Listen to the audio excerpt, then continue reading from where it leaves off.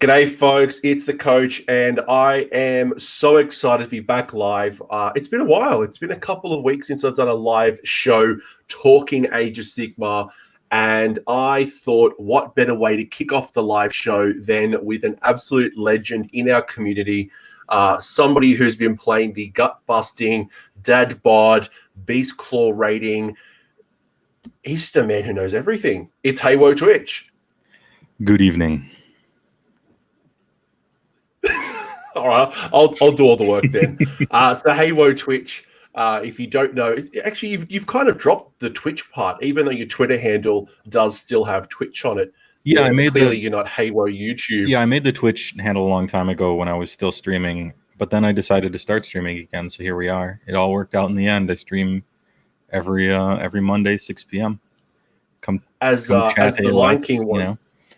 As the Lion King said, it's the circle of life. Yeah, it really is. Just got to get myself a lion and go up to a cave and kind of, we've done the full circle. But for anyone who doesn't know, Joe is a YouTuber who, more importantly, has been a ogre player for a long, long time. He stuck through it through the good times, the mostly bad times. There has been flashes in the pan where it's been good times, but you have been consistent and you've done a lot of great content about the ogres. You've talked a lot about the ogres, and I'm excited to understand a little bit more about what you see about the army, the strengths in the army, how you think about your list design, and then how you incorporate some of those rules into your list building and your play style. So that's what we're going to do today. If you don't subscribe to Haywo, if you're not a part of his community yet, you are a mad person. Go and smash that subscribe button. Please go do it. Do it now. Do it right now. This very second. Do those but metrics, all the thumbs and the subs. Click the buttons. They tell me that that's good to say. So. What do you do? Like, subscribe, visit my OnlyFans. I mean, Patreon. Don't go looking for the OnlyFans yet. It's not quite You don't ready. go looking for it; it finds you. I've got. I'm preparing for Naked Gargant Battle Tome reviews. That's the first one. I'm looking forward to bringing back the Age of Sigmar beard calendar. I think we could bring that back. I remember that from last year. That was a good one. Yeah, but I reckon we could. Yeah, there's probably a whole bunch of things, and I'm sure people might start looking for the OnlyFans, and maybe it'll be a joke, and then it might turn out to something real. Who knows? But let's move away from OnlyFans. I want to know how you got into Age of Sigmar and why you chose the ogres above all else, because you would have played as Beastclaw before the merger. Yeah. So they were. At least when I jumped in, speaking of ups and downs, I jumped into the Beastclaw Raiders at precisely the worst time possible. That would be 2017, right after the list that people were playing to do well with like a whole bunch of Thunder Tusks and stuff. Like right after that got nerfed, jumped into Beastclaw, and then they were the worst army in the game for like 3 years, and now this book came out. And so that's the history there. I got into it. My roommate at the time, Andrew Yells, was a big chess player when we were both finishing our degrees in Milwaukee. He was a big chess player, and I was a big competitive Magic grinder. And so we brought in pretty much our two different competitive philosophies to the game. And half of Magic's competitive philosophies are honestly stolen from chess, and the other half are stolen from poker, like tempo and the idea of card advantage and who's the beatdown and board control and using time or life as a resource and thinking about variance and statistical chances of stuff happening. And so we were really, plus we had both played a whole bunch of RPGs, tabletop and video game and otherwise. And so we were just used to like learning rule systems and then trying to min-max them. But not necessarily to like ruin the fun, right? For everyone, it's like that's the interesting part, in my opinion, is like figuring out all the stuff you can do. But then you don't have to. Like you don't have to go through with it. And if you do, that's fine. It's a social game. And we quickly learned that in Age of Sigmar, where, if the whole game was just tabletop simulator, like people would have a much different approach to building armies and playing the game, but it really is kind of just a social experience over the table.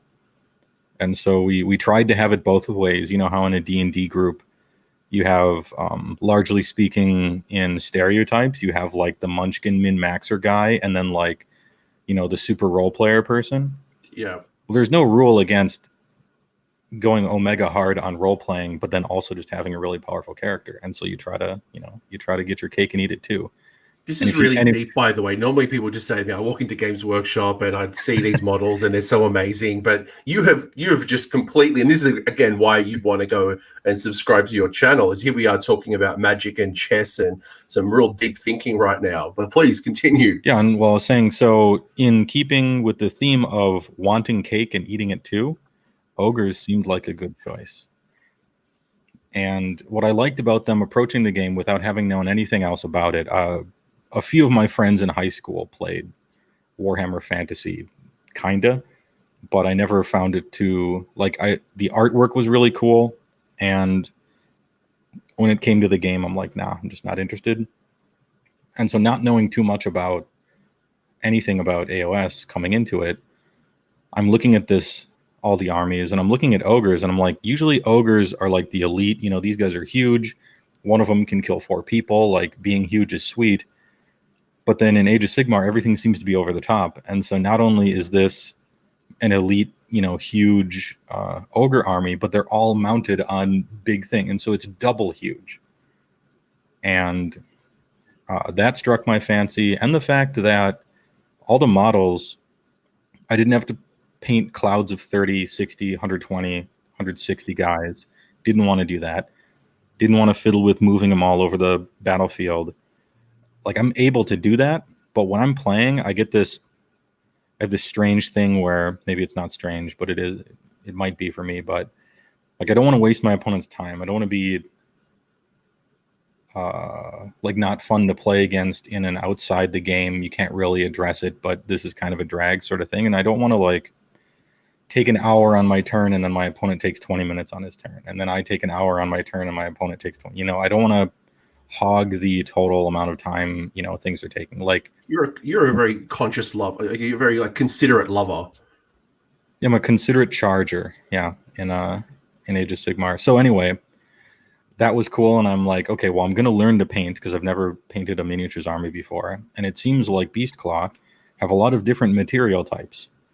There's leather, there's clothes, there's skin, there's fur, metal, a bunch of bones, tusks, and stuff. It seems like all of the different material types are here for me to better like learn how to paint. And so those were the main two reasons I think that I went towards Beastclaw Raiders. So if I'm distilling what I'm hearing for anyone who might be new listening to this thinking, why do I play the ogres? Based off your experience, so I'm hearing it's a low model count army. You love the combination of the aesthetics, the fact that it's you've got these big monsters allows you to play faster or play with more purpose as opposed to moving these big clouds around. But I love your story just in regards to how you got into this army, what drew you into it. I'm sure we can all agree that we're all looking at this at a different level. And you're right, if we did play Tabletop Simulator or some type of digital version of this only, I can assure you I probably wouldn't have stuck with some of my armies for as long as I've done because of that sheer investment of time and money. So I think there's probably a lot of people here who have stuck through this. It's like the stock market, right? It rises, it falls. You never lose until you actually cash out. Yeah. So you hold on to those ogres or you hold on to that Legions of Nagash, hoping they get good one day. They will be back one day. Oh, yeah. Maybe. Oh, yeah, in some form. If everyone played TTS, there'd be a lot more Marauders the day after a certain change, you know, so it's probably better this way, to be honest. It is, and that's the interesting thing. I don't want to go too deep into Magic the Gathering, but that's certainly one of the considerations when we think about the meta. We think about how, you know, you build a deck versus how you build a Warhammer army. I'm sure that's probably a big change that you've noticed, is that when you're in Magic, you've got no investment in the card. Clearly, you've purchased it, but you can swap out cards from your deck so easily. Yeah. You can go pick up a new card so easily. But for us, it's about building, it's about acquiring, it's about painting, it's about scratching those mold lines. And there's a lot of investment. And then as soon as something doesn't go well, we hold on a little bit longer and go, I'm gonna stick with this. I'm gonna persist with this. It's my favorite model. It's my favorite. I put so much time and love into this. I'm not going to swap it out of my deck, even though I know that it's hot garbage. Yeah, and as Vince says, 99% truly of what we do in this hobby is not play the game. It's painting, it's talking about it, it's building lists, it's coming up with stories for your guys, it's assembling stuff, it's browsing content, it's arguing with somebody about the lore. It's actually playing the game is probably straight up 1% of what most people do. And for them, you chose an army and, oh, okay, it got nerfed. All right, this year I'm a 3-2 army if I get lucky. Oh, I got a new book. Cool, I'm a 4-1 now. And that's okay. It's just as the years go by, that's fine, because events are, for the most part, an excuse to play 5 games in a row with people who give a shit about the game.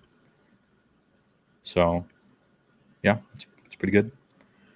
Talk to me about the ogres. Let's talk about this book, because it used to be Beastclaw Raiders. It used to Gutbusters had a sub allegiance. They never had a book. Yeah. So for you, you gained half an army. You gained the Gutbusters side in addition to what you used to have under the Beastclaw Raiders book. For the ogre type players, you've now gained essentially a whole bunch of goodness between both. And maybe for someone who's entering for the first time, they're just picking up this ogres and they're looking at potentially 2 different aesthetics. They are looking at an army of just ogres.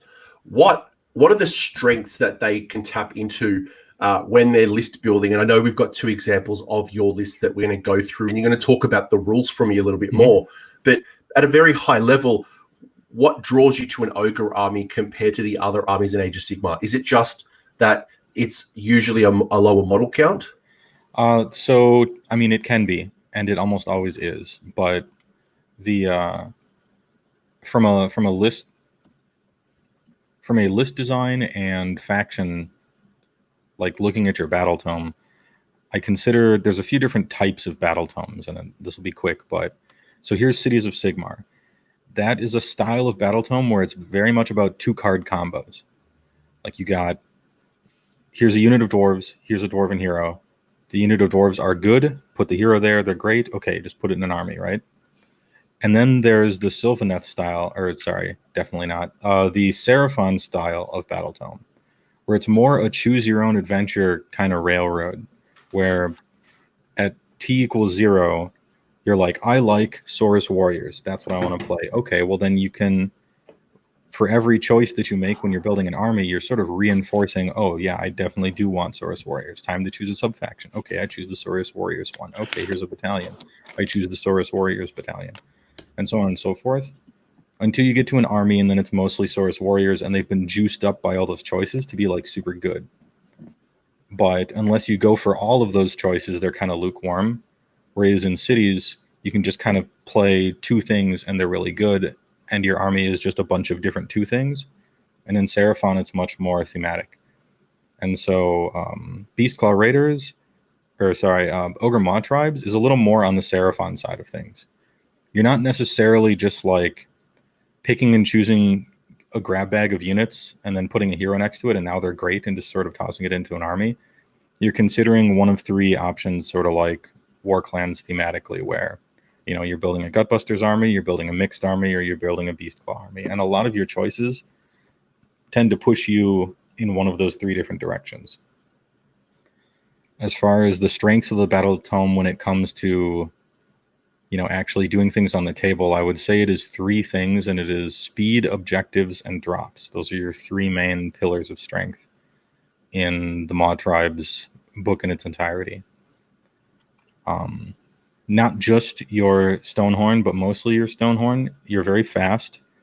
Your average guys are just straight 8-inch move. Even the quote-unquote slow, I've heard a lot of complaints about the slowness of Gluttons. They're base 8, because they're always hungry. That's good for a battle line, It's excellent. A lot of battle line is 4s. A lot of battle line is 5s, and then some elves and stuff are 6. It's rare to just get flat 8s pretty much across the board. And suddenly we're good at objectives. We'll get to this when we talk about all of our Allegiance abilities, but this has been flipped entirely on its head. Beastclaw Raiders, before the Mawtribes book, you just couldn't play to the objective game. You know, you would send 600 points after an objective and kill almost everyone, and they have 4 guys left, and it's their point still. So now it is the complete opposite. I consider objective play one of the greatest strengths of this army. I think it's one of the strongest armies out there for objective play and scoring points and capturing points. And the third is drops. You're pretty low drops. You can be very low drops. And that's of a differing importance depending on what type of army you're in. But mostly some people can afford not to care about drops or even go the other direction with it because their options are so amazing. But most armies don't have infinite options like, Skaven or Cities or probably Seraphon, like those armies don't necessarily care if they get outdropped because they have so many arrows in the quiver that it's fine. They got a plan for it. But for the most part, armies really, really should care about drops a lot and being able to dictate who has what opportunity at the first double turn, or especially getting the first opportunity of a double turn and then choosing not to take it, because what you really want is that turn 3 double turn that you're setting yourself up for, which is sort of like the points double turn, whereas turn 2 is like the damage double turn. I will add one more, and that is they are easy to paint. And when I say easy to paint, I know we're talking about rule strength and things. I'm being sneaky here. Is that if I was getting into ogres and I'm thinking about potentially painting my first army, there is a lot. There are larger models, which means that getting into those fine details, they're a bit more forgiving as well, and they're the type of army that if you do mess up, you could always put a bit of blood splatter. You can mess up the swords. You can do the cool stuff to avoid some of those painting issues that you might have as well. So I think they are quite forgiving as well.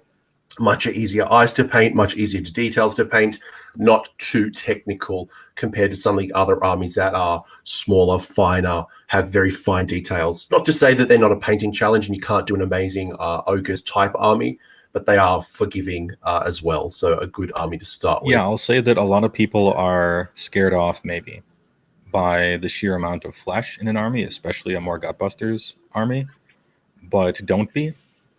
You got to rip the Band-Aid off. You're going to have to learn how to paint skin eventually. You might as well do it on models that are larger and tend to be a messier race. And also, it is paint. So if you mess up, paint over it. Easy. And we've got contrast paint now as well, which has helped significantly as well. I know for someone maybe 12 months, 18 months ago, something like Daughters of Cain, something like this, the ogres would have a lot of flesh, would be intimidating. But now you can do that quite easily with contrast. And you can do cool stuff like tattoos. I think there's very few armies out there that actually tap into the tattoo aesthetic. And that tribal tattoos are very, very cool and very fun and very unique. And you can get some very creative designs on the backs of those tattoos as well, or the arms or whatever you want, right? Like Hawaiian tattoos, Maori tattoos, Viking tattoos, you name it.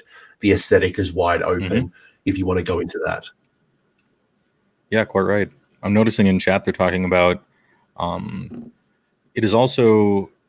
it plays rather simply, or it doesn't have tons of bells and whistles mechanics wise.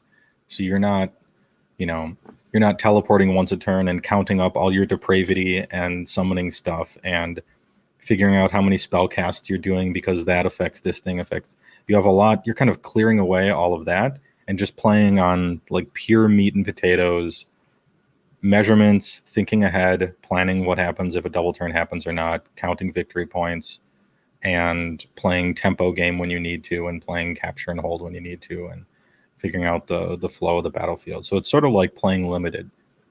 If we have any Magic players in chat, ogres are like limited, where your solid fundamentals are what will carry you to victory, much more than say like playing a combo deck in constructed or something like that.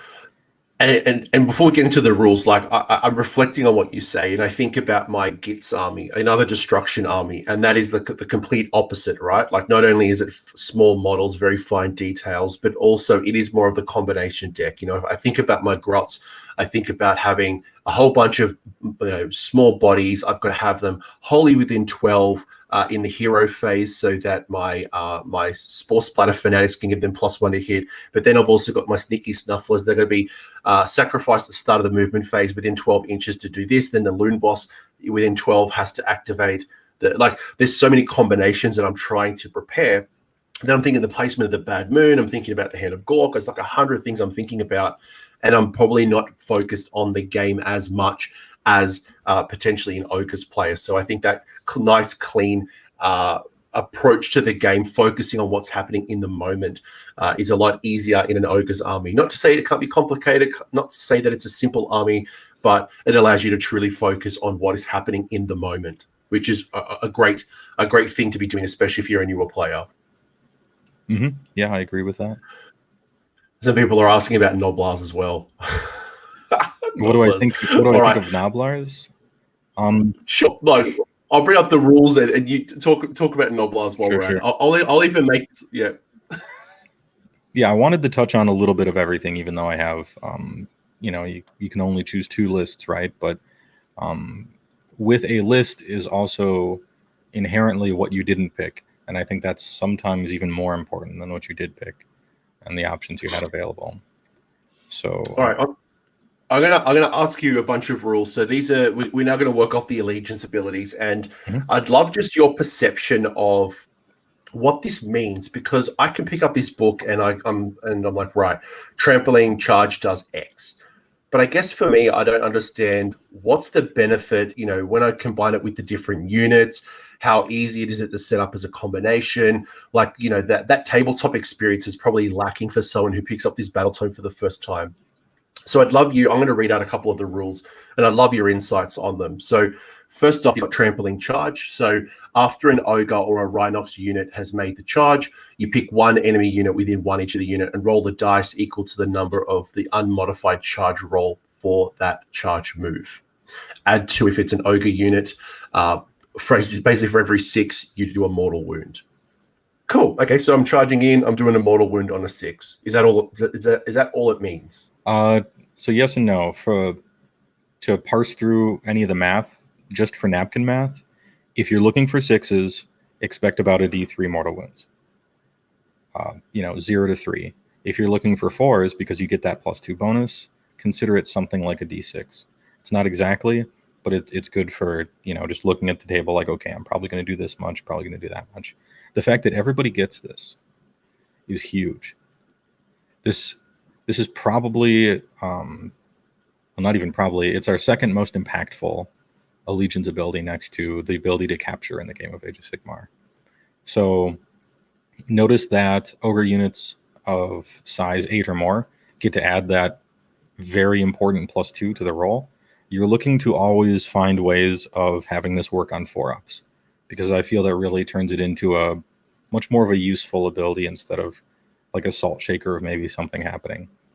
So you look at units like the fact that Iron Guts are exactly 8 if it's 2, if it's 2 4s of it, or looking at Ogre Gluttons being 6, so you take an extra unit. You really kind of always want to get those 4-ups, whether it be using Stonehorns or larger units of Ogres.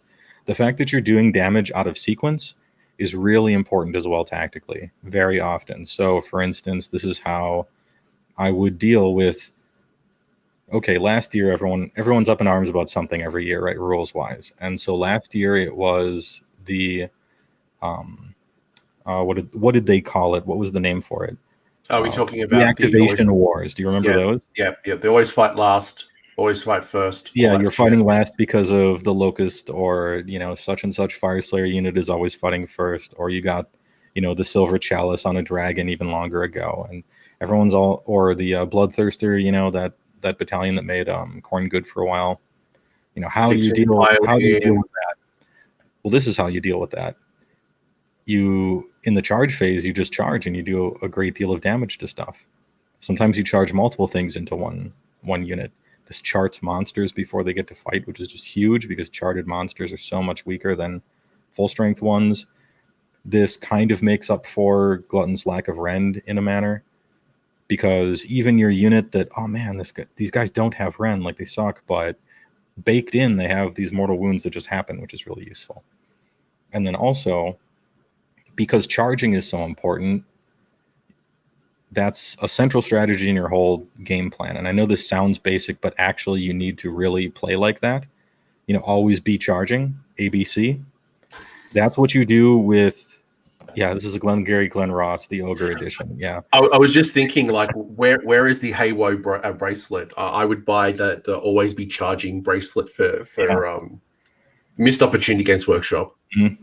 Yeah, I mean, coffee's for chargers, and you gotta charge. So because charging is so important, very often I'll have a unit trapped in a previous combat. And so in the charge phase, I'm going to charge that with 2 or 3 other guys to wipe that enemy unit out still in the charge phase, so that the one that used to be trapped can now roll a charge roll and charge somewhere else and still do it. And so you can kind of play pinball and unstuck some sticked units. So it's an interesting point. I just want to pause on that particular point there, because that might be missed. For most people, when you see a rule like this, you just immediately think that these mortal wounds happen at the end of the charge phase. But what you're saying, and if you read the words as written, it says that it happens after the charge has been moved, or you make the charge move. So you're right, 100%. So you can unlock those models by charging, because sometimes you might charge a Stonehorn into battle. There's 2 to 3 models still left. How do I get this out and still unlock that Stonehorn? Well, guess what? You might have a supporting unit of ogres, or you might have some beast riders or something around that could help unlock that, and then get that Stonehorn to charge. So really good call out, because you might miss that if you are just we read what we think we read, not always what is written. That's a good point. And then the +2 to bring that down to down to 4+, if you've got 8 or more models, is definitely rewarding for those larger builds of ogres, something that you don't see as often. People like to kind of MSU sometimes. Yeah, and this also means that Mournfang are kind of like the forgotten unit, at least for trampling charge, because having a unit of 8 Mournfang is so restrictively expensive, and it takes up so much room on the table that it's just not feasible to really run units of Mournfang quite that gigantically. But they have rules on their war scroll that totally make up for it, and they still slap. So, I mean, it's fine. Anything else? One more thing with the trampling charge. Sometimes it can be a downside because you have to play it correctly. So you're doing the mortal wounds right after that particular unit charged. So be aware of which unit is within range of what, and which unit is more likely to succeed on a particular charge roll. So you have 2 units that want to charge the same enemy. Well, if you charge one of them, let's say you charge with your, lead belchers, say. So you charge with your gluttons, who have reroll charge on their war scroll because of a banner, and they make it in and do a bunch of mortal wounds. Well, a clever opponent can remove casualties that were closest to the unit of lead belchers, and so now their charge is harder. And lead belchers can't reroll charges, and so sometimes you have to think ahead, like, okay, I'm going to charge in and do some damage, but then what's the consequences of that damage? And so, a more correct play might have been to charge with the lead belchers first, and then choose the gluttons afterwards, because if your opponent is clever and they remove stuff, you still have to reroll banner on them or something. So it can be bad sometimes. It's not always a great thing, but it's just something to be aware of. It's always one of the risks as well. I know when you have a unit that can shoot and then charge, when I run Terrorgeist, for example, it's got a breath attack that's 9 or 10 inches. And normally I'm if I'm deep striking or I'm outside, by using that shooting attack, you can get that 1, 2, 3 models removed from closest to the charge.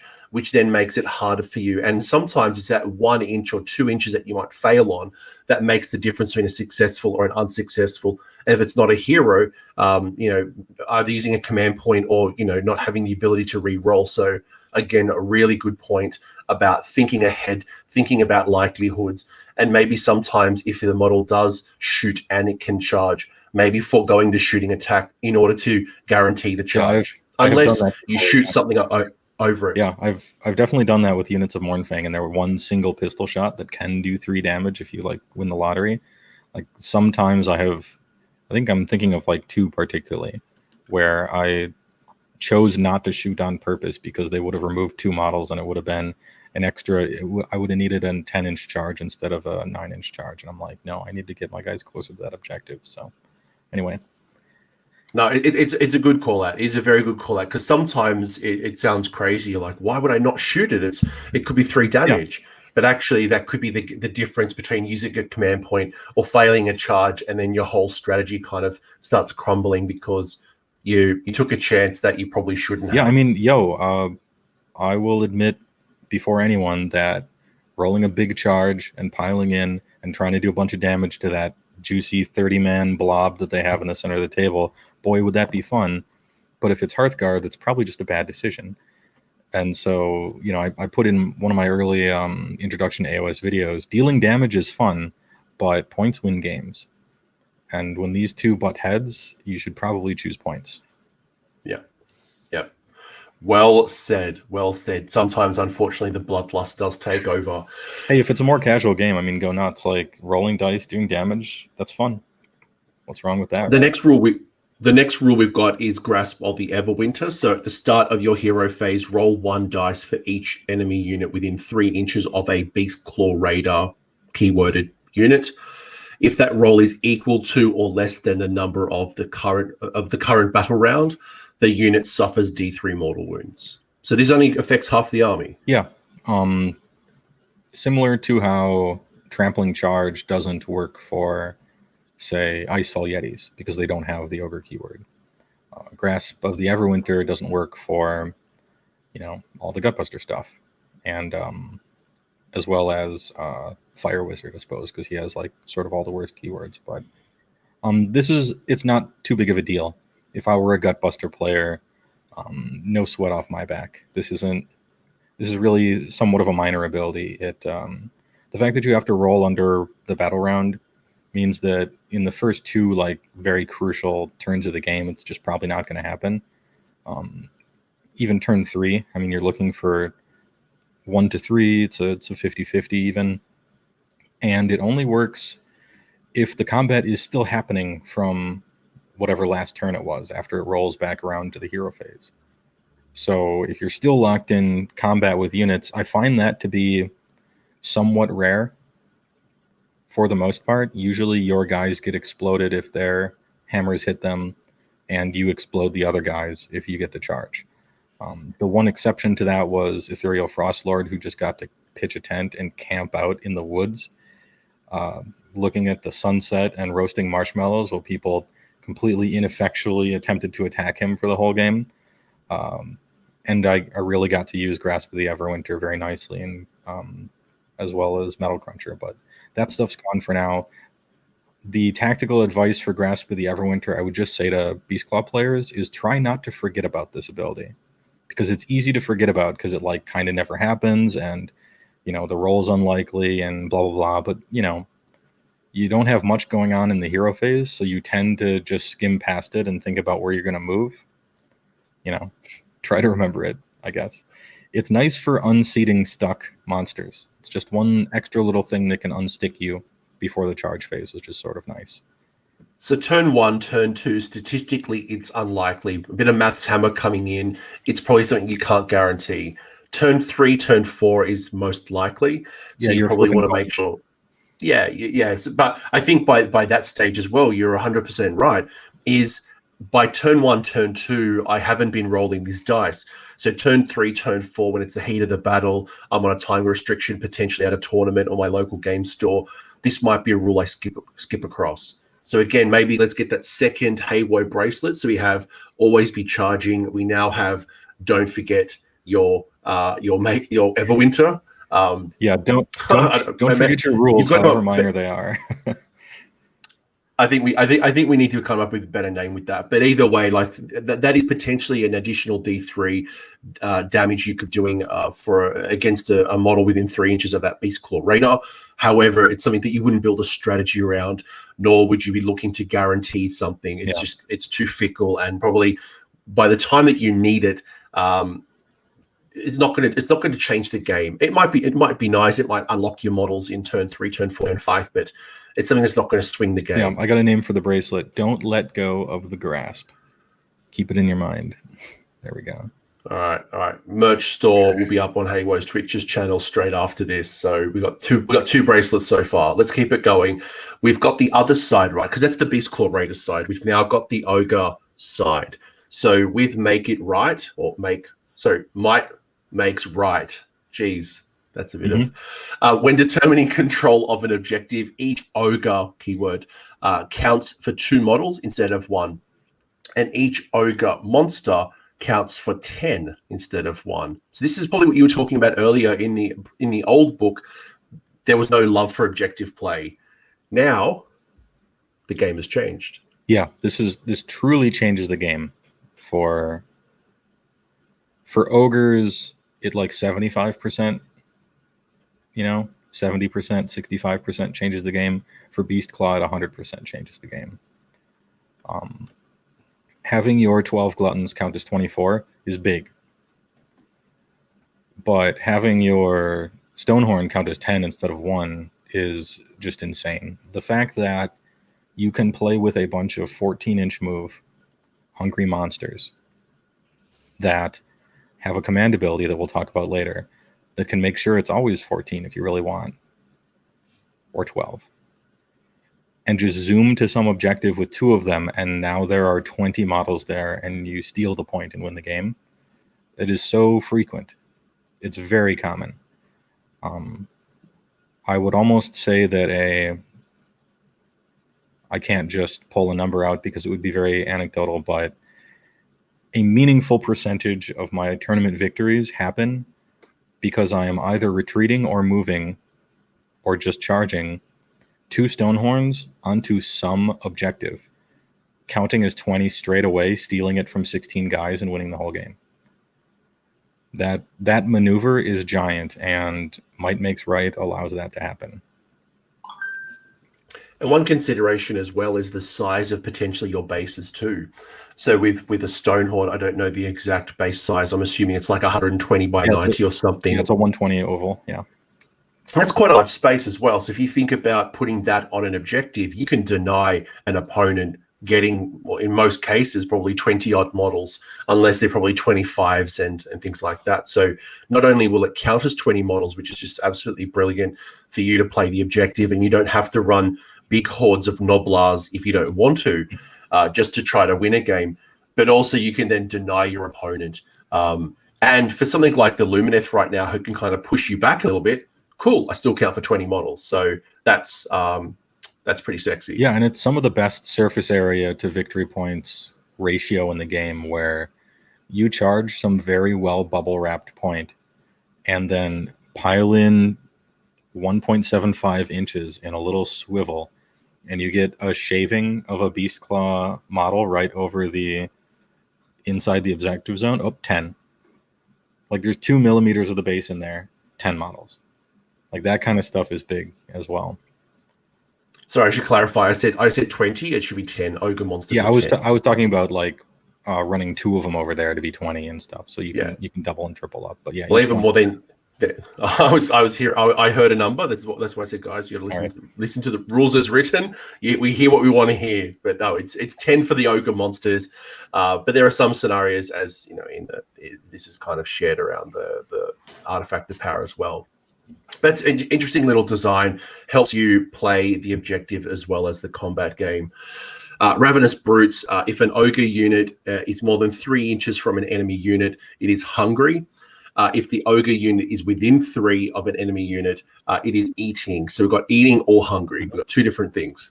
Add 2 to the movement characteristic if it is hungry. Add 2 to the bravery characteristic if it is eating. Okay, so it's not an option for me. It's just one or the other, depending on if my model's within 3 or out of 3. Yeah, this is just a wonderfully designed little rule. I appreciate it. It's one or the other. It's simple. It makes sense. Here the guy is hungry. Here the guy is eating. You understand why that is. And +2 move, just about army-wide. Whenever you really care about the movement characteristic, for the most part. I mean, it's exactly what any ogre player would want. I mean, 6 inches on gluttons, that's cool. How about 8? 12 inches on a stonehorn, how about 14? And if they're already in combat, the bravery doesn't do anything for Beastclaw, but that doesn't matter. It's reasonably useful for gluttons. Everybody, there's a tendency in this game to be like bravery doesn't matter at all. And you're not like entirely wrong for thinking that, but it is a bit sweeping. There are a few more, especially with techless and stuff coming out, things that really punish you for having bad braveries. And I know that, any really important battle shock in any particular game is probably just not going to be rolled because of command points. But I'm not going to turn away from +2 bravery. Hey, it's not bad, especially on your gluttons and stuff.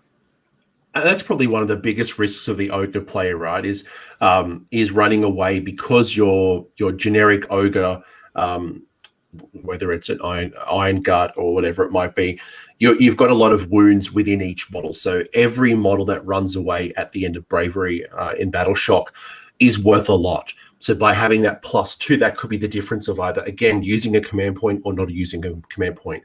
It could be the difference of 1 running away or 3 running away. And if you think about 3 things running away, that could be up to 12 wounds running away off that 1 roll. So being able to reduce that's quite significant, let alone anyone who's got a bravery-based attack, or again, you've just made it a whole lot harder to do wounds or mortal wounds off a bravery characteristic. So yeah, and I like it. Add to the bravery characteristic, like you said. So speaking of minutia of rules, it's add 2 to the bravery characteristic, not add 2 to the roll.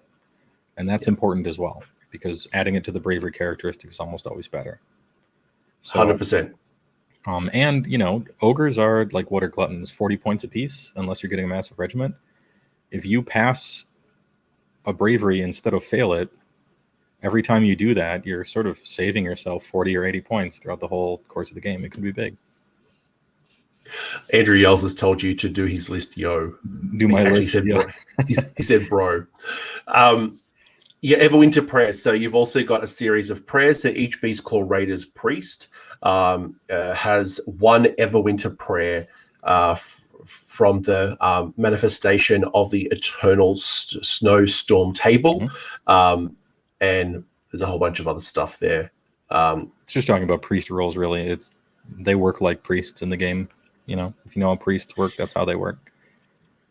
Priests can't be unbind, by the way. So it's not like a generic. It's not like the average spell casting where I cast a spell, you attempt to unbind it. Priests are different. It's just a flat out roll, and it either happens or it doesn't happen. No opponent interaction.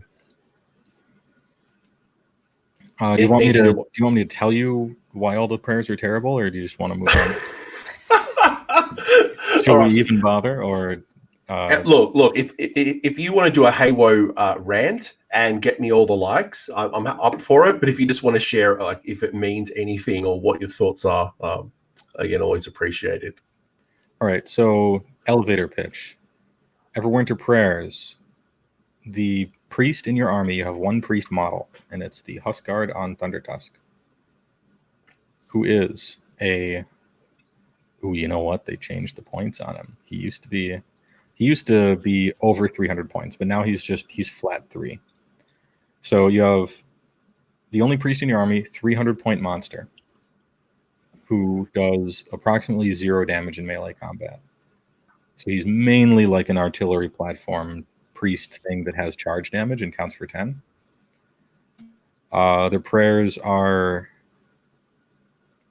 not designed in a way that takes into account they're on a 300-point monster, I'll say. You have Pulverizing Hailstorm. This prayer is answered on a 4-up, so it's a coin flip. But when it succeeds, you do another coin flip, and on a 3-up, it does a D3 mortal wounds to a unit. If there are 2 units like really close together, sometimes you can try to hit 2 of them. But yeah, I'm not interested in flipping 2 coins to see if I can do a D3. That's not very exciting to me. Keening Gale is another coin flip, and pick 1 monster or Mournfang, and you can add 3 to its move characteristic. Adding 3 to a move characteristic is good. Like, okay, you know, am I going to take a priest to flip a coin to see if that happens? No, so okay. And Call the Blizzard, priest prayers answered on a 4-up, another coin flip. You pick 1 friendly unit of Icefall Yetis, which you're not playing. But if you were, you could return 1 slain 1 to a unit. They come in units of 3 or more. They have a 6-up save. They die to every 2 wounds. 2 wounds each? 3 wounds each. They're big. Oh. They're biggies.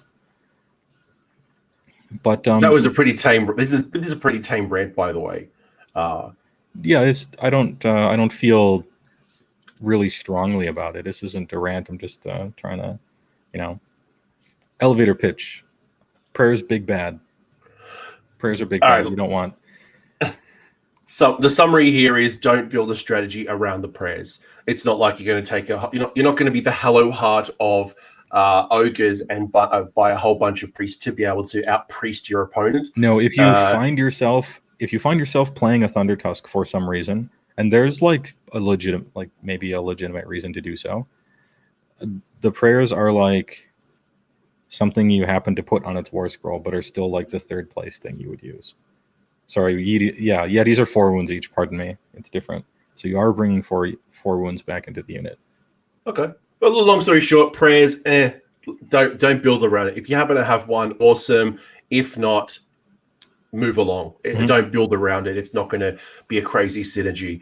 The last thing, and we won't go deep into this because we'll actually focus on parts of it, is the Mawtribes. So once you've got your umbrella, so you've taken your allegiance of the Ogor Mawtribes, you then can take these sub-allegiance. You've got Meat Fist, Blood Gullet, Underguts, Boulderhead, Thunderbellies, and Winterbite.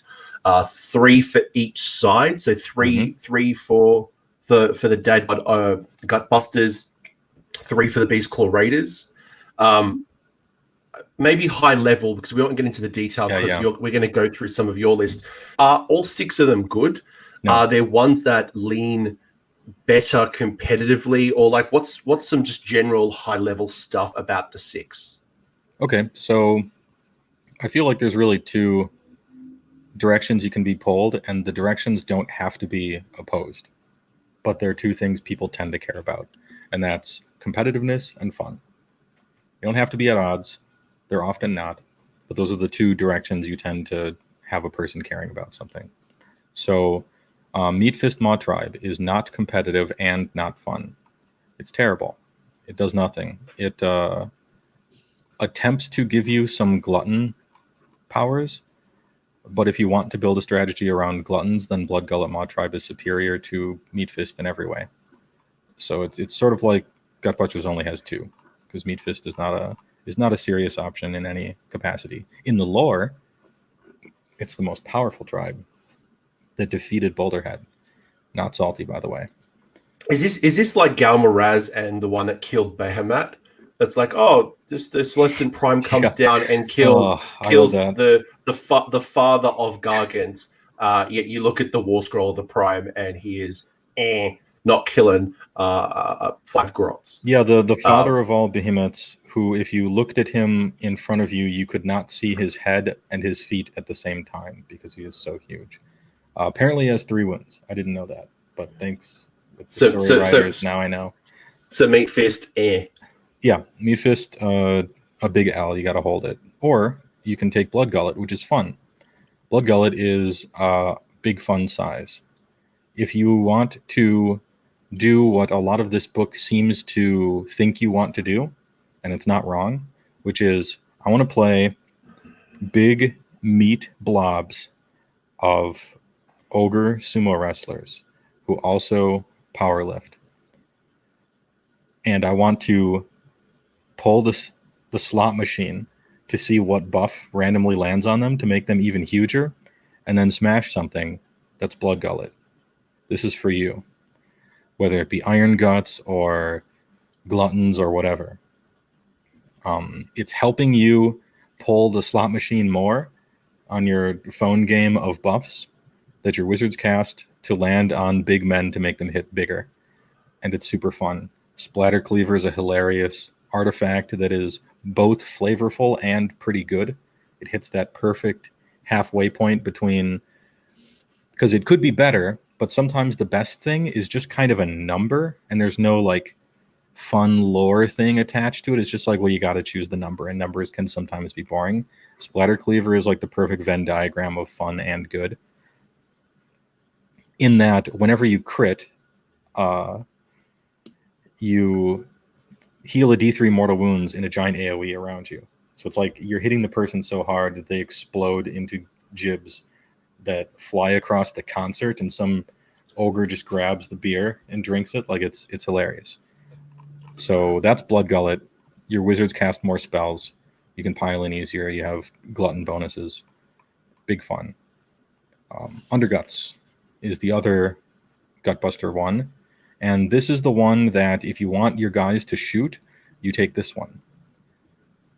It makes your lead belchers have a reasonable range characteristic instead of a sad ranged characteristic. They still don't do any damage in shooting, but they get to make the rolls because it's at least 18 inches, and that's nice. You also have Thunderous Salvo, which doubles the shots of your giant cannons. And this used to be bad, unequivocally. Some people championed it, but however, the world has changed because there's no more ethereal on every single monster that you want to kill that is a hero in the entire game, which means your sky cannons are able to do damage now, ever, against vampire lords on zombie dragons and terrorgeists and opponent stonehorns and all sorts of hero monsters and stuff that you want to shoot. And so Thunderous Salvo with a Tyrant with Trophy Rack as an artifact is a quality, though very expensive, giant 500-600 point Lego to place inside of your army. Can I just clarify one point before we go any further?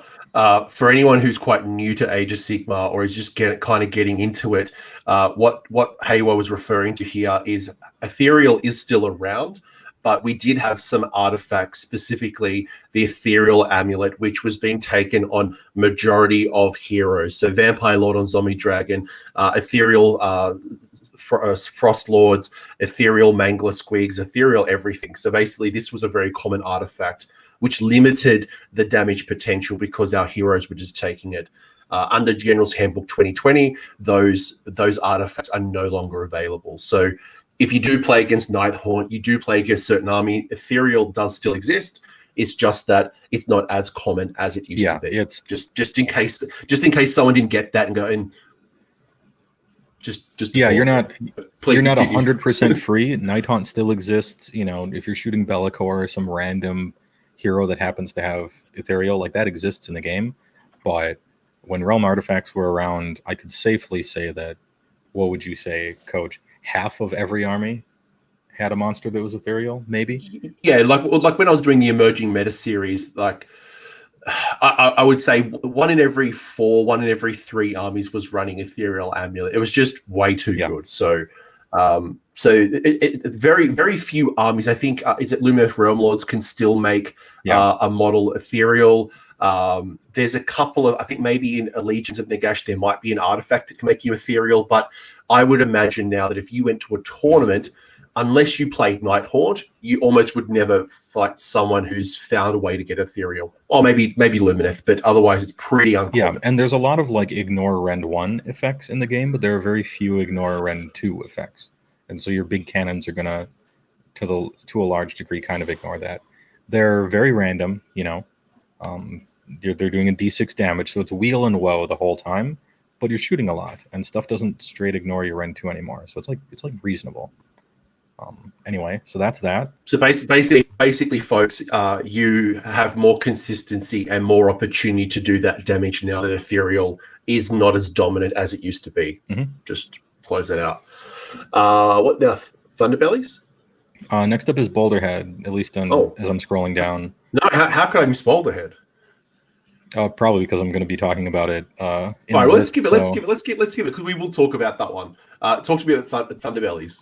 Okay, Thunderbellies is supposed to be your Mournfang. Like when you're building your army and you're like, oh, I want to shoot dudes with my ogre cannons. Well, all right, Underguts is for you. Well, I want to crash Stonehorns in this stuff. All right, Boulderhead is for you. Well, I want to play a whole bunch of big, meaty, prey hackers and Iron Fist Mournfang. Thunderbellies is for you. Except it's not for you because it's real bad.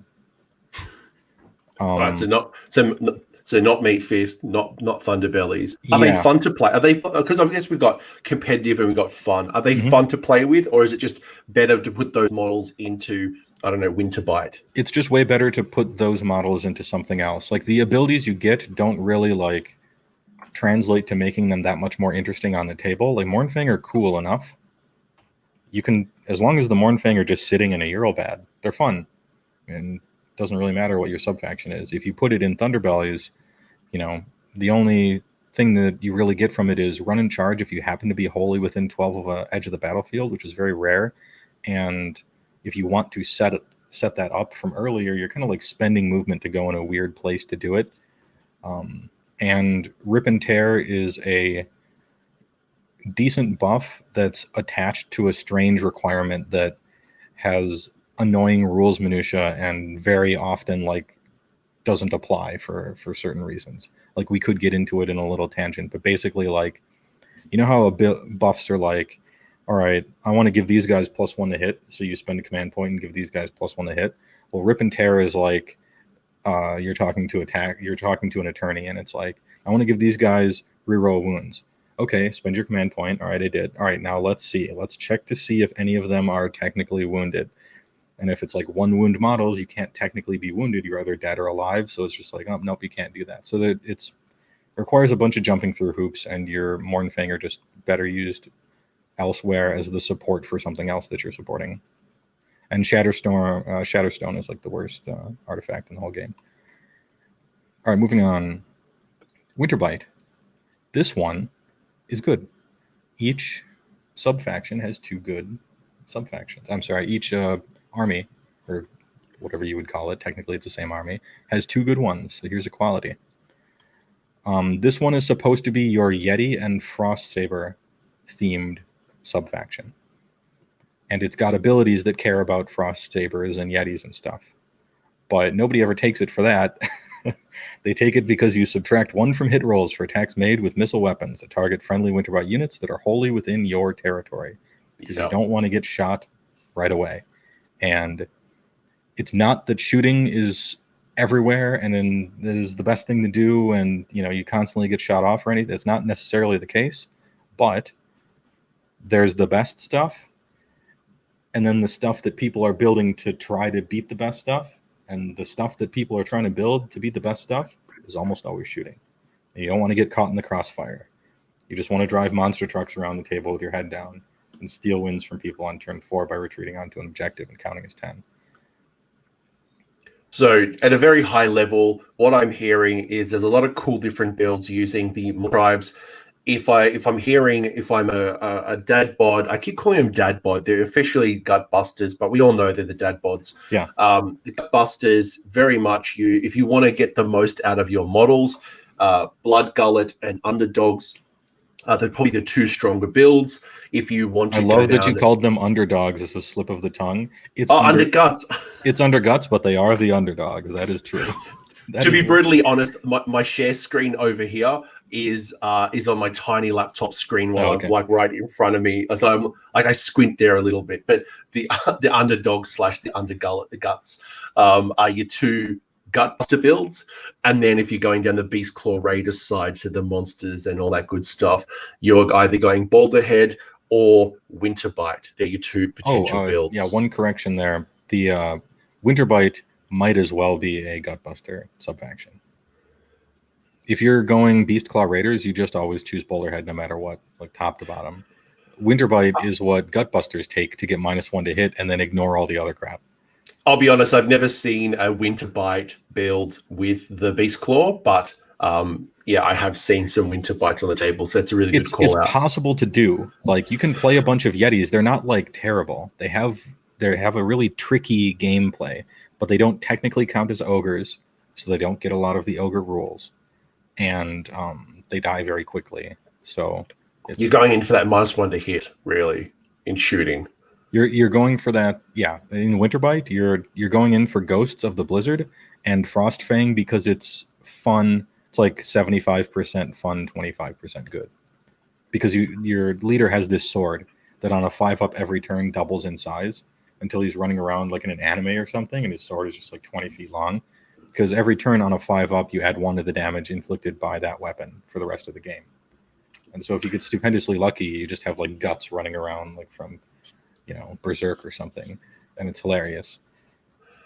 One of the other things that you do get, so there is a couple of other things. One is that you get monster mount traits. So if you do run the Beastclaw Raiders side and you've got your monsters, you can give your monsters a mount trait, and we'll talk a bit about that when we get into your lists. Okay.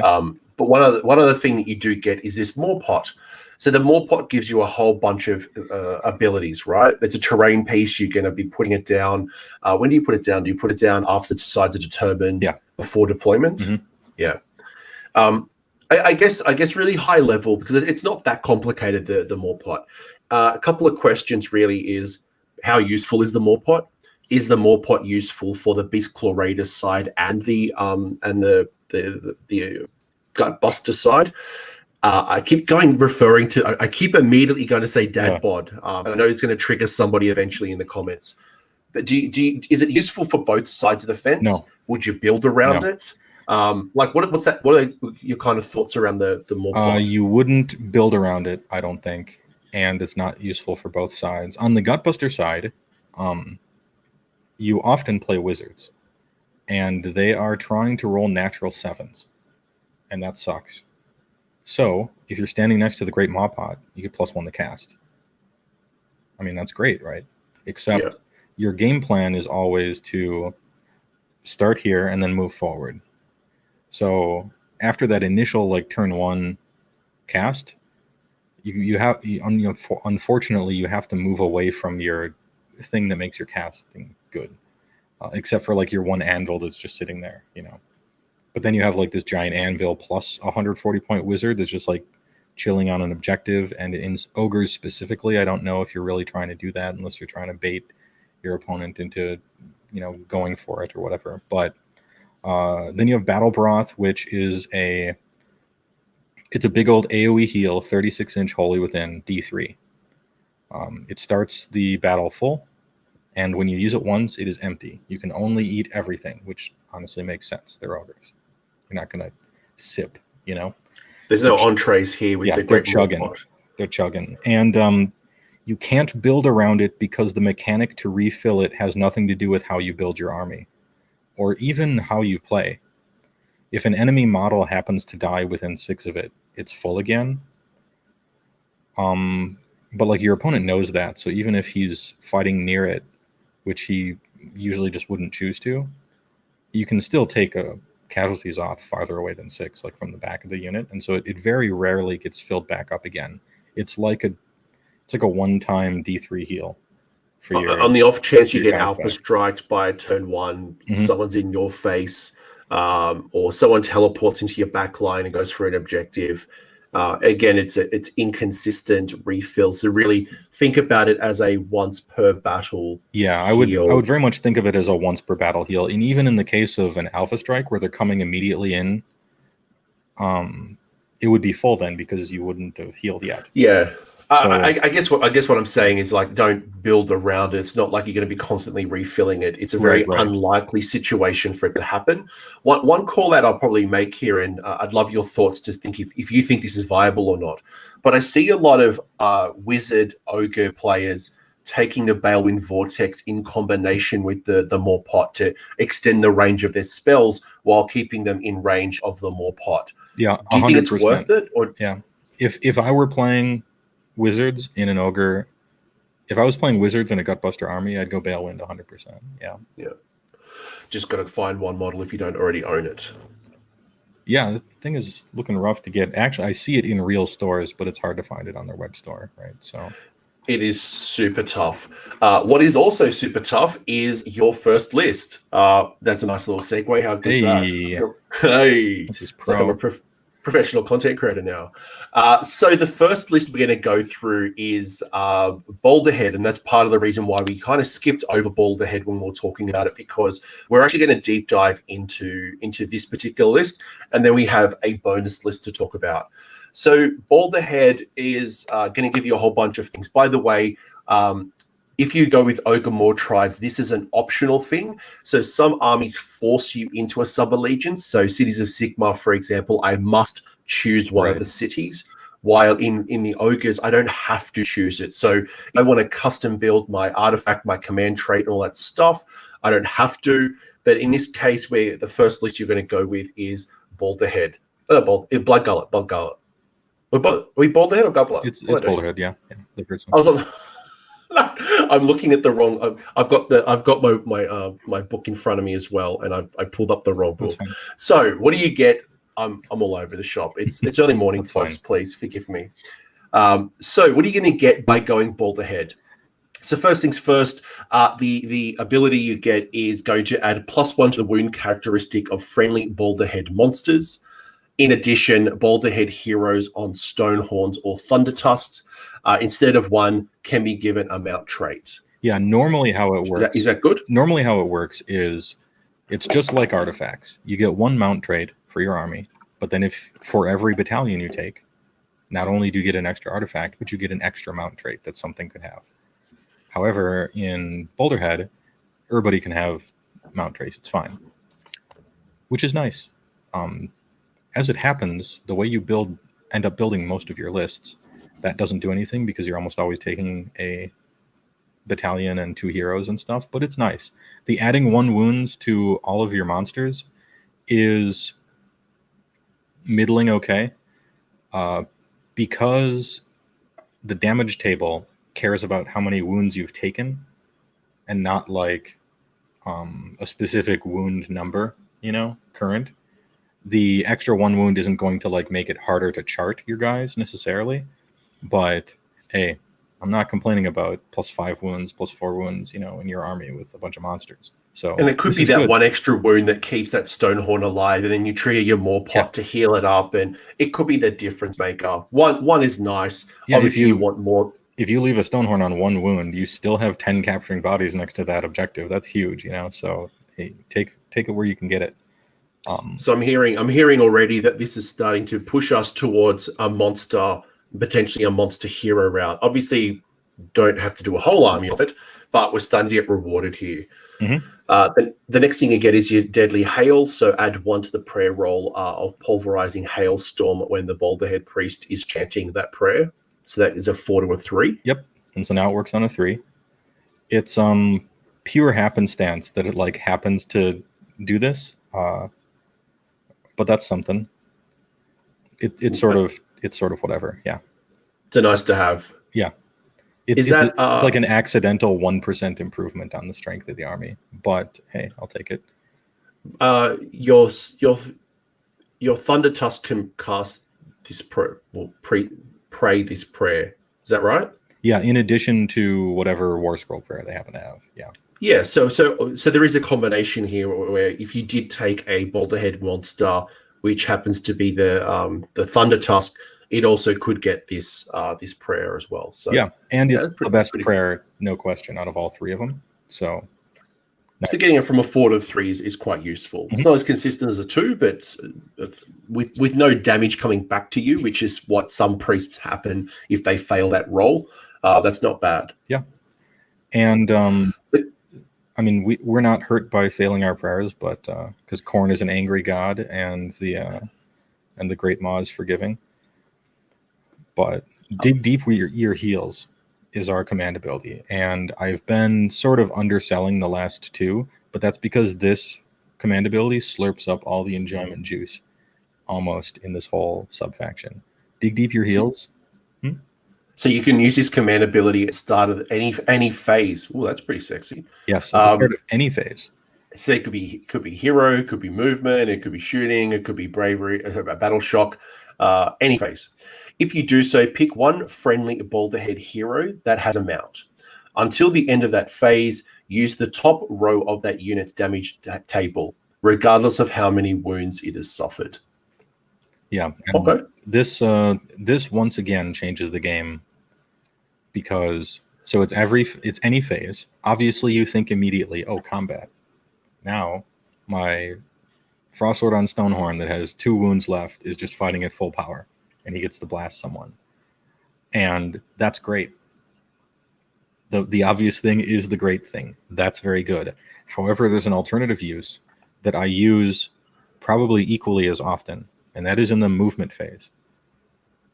Because rocketing a wounded Stonehorn back up to 12-inch move, or 14 if it's hungry, to turn 4, turn 5, when everything is really wounded, just zoom to an objective out of nowhere and steal the game. Big. Very important. And so, yeah, I tend to half and half use combat phase and movement phase for those 2 reasons, because movement is so important in this game, especially with an army that is strong because of its movement. You want to make sure that it's always moving very well. Is there any reason you'd use them in the hero phase, in the battle shock phase, in any other alternative phase other than, let's say, combat, movement, shooting? Shooting isn't, you don't, does your monster table impact your shooting at all for the Thunder Tusk? It makes your Thunder Tusk shots worse, so I suppose you could use it in the shooting phase if you had a Thunder Tusk to get all of your dice. But I'm hearing it's mostly melee and movement, which would be your 2 reasons to use that command ability. Yeah, I'm thinking of a situation where it's like, you know, you're outnumbered on the last objective in the last part of the game by like 4 models, and you have a Thunder Tusk nearby, and you still have a command point, and so you use it to maybe like kill 5 of them and win the game or something. But it's like really corner case that you would probably ever use it in the shooting phase. Yeah, I couldn't. I was trying to think if there was any other reason you would use it outside those 2 phases, and I was struggling. I didn't know if you had an example. Now, if the Thunder Tusk shot is how it used to be, then yeah, you'd use that all the time, of course. To, you know, oh, I'll just shoot 6 mortal wounds into this guy and free him up right away. But the fact that you're always leaving guys alive whenever you're shooting, because of how the ability works, not really very much. You got your command trait, which is Lord of Beasts. So friendly boulderhead monsters that are wholly within 12 of the general at the start of the movement phase can move an extra inch when they make a normal move in that phase. Yeah, I mean, this is all right. Your hero monsters usually go off on their own on some grand expedition off 20 inches away from everybody else. So it's generally only affecting you unless you're going for some Yorl bad, like I've determined that this is my Alpha Strike thing, and so I'm going to try to do that. But you know, it's an extra inch. Okay. It's not bad.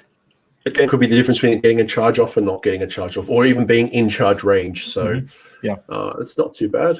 And then finally, the brand of the Svard. So if the bearer has a mount, add +1 to hit rolls for attacks made with the melee weapon, or the mount's melee weapon. All right, now we're cooking with barbecue sauce. This is good. This is probably the only truly good artifact for Beastclaw in the entire book. It's so good that during my emerging meta series, when tournaments were running, the brand of the Svard was being like in the top 5 artifacts across all of Age of Sigmar outside of Malign Sorcery. Like, this just keeps coming up again and again. So yeah, brand of the Svard must be good. Yeah, because Stonehorns, for all their attack profiles and charging, and it looks like they do great damage, their damage is actually very swingy. It's very unreliable. You're hitting on 4s with the big horns. It's 4s and 3s, so unreliable. But then like big damage numbers at the end of it, so you're getting big swings. The bell curve is very flat, in other words. And then for some of its other attacks, it's like you have a D6 attacks, and then it's doing a D3 damage. And so there's just a ton of randomness. one of the main parts of competitive play and list building is trying to reduce the randomness in however you can, because randomness is the killer of good plans, right? So Brand of the Svard is awesome, hitting on 3s with the giant horns, hitting on 2s with the crushing hooves and stuff. It's awesome. It's fun. It's what you've always wanted in a Beastclaw army. If you've been playing Beastclaw for the past 4 years, you have always wanted this thing right here. And I don't have anything bad to say about it, aside from the person who has it is capable of dying in the game of Age of Sigmar, and that's a drag. But hey, you shoot missiles at people. It's great. And there's very few artifacts out there that actually do affect the mount. So yeah, I think there's 3 in the whole game. Like, it's very rare, and they specifically say it. Notice how it says with the mounts melee weapons. Yeah. For those new to the game, artifacts of power, as a blanket rule in the whole game, simply don't affect mount attacks ever. And except in like 3 cases, it specifically says it. If it specifically says it, it does, but that's very rare. Yeah, most artifacts, when you're taking them, only affect the rider, which means that, and we know that most of the damage comes out of the monster that is being ridden on. So being able to actually get an artifact that boosts the consistency of the damage, which is why Brand of the Svard is just so popular. And I'm sure other armies, there's many armies that I would love, like my Frigio General on his Griffin. I would love to get more consistency from the attack rolls from the Griffin. Mm-hmm. That would just change the game completely. So the fact that you've got this is clearly why, while the other sub allegiances or the Great Maw or the Great Maws or the Mawtribes, while they're really good, there's just an absolute clear winner here. Especially if you're going a monster mount route. Yeah. If you aren't going monsters and if you are going more just the generic ogres, then this is not valuable to you. Yeah, Brand of the Svard and Dig Deep Your Heels are so strong that even in some mixed lists that run 160 points of Gutbusters and a single Frostlord on Stonehorn, sometimes they even take Boulderhead just for him so that he can have Brand and Dig Deep, because it's so good. Not all the time, but that's how perfectly designed Boulderhead subfaction is. The things that I would do for that artifact in a different army. But speaking of the army, I'll take Gruesome Bite from Flesh Eater Courts any day of the week. Oh yeah. I mean, but there's always somebody better. It's best not to dwell.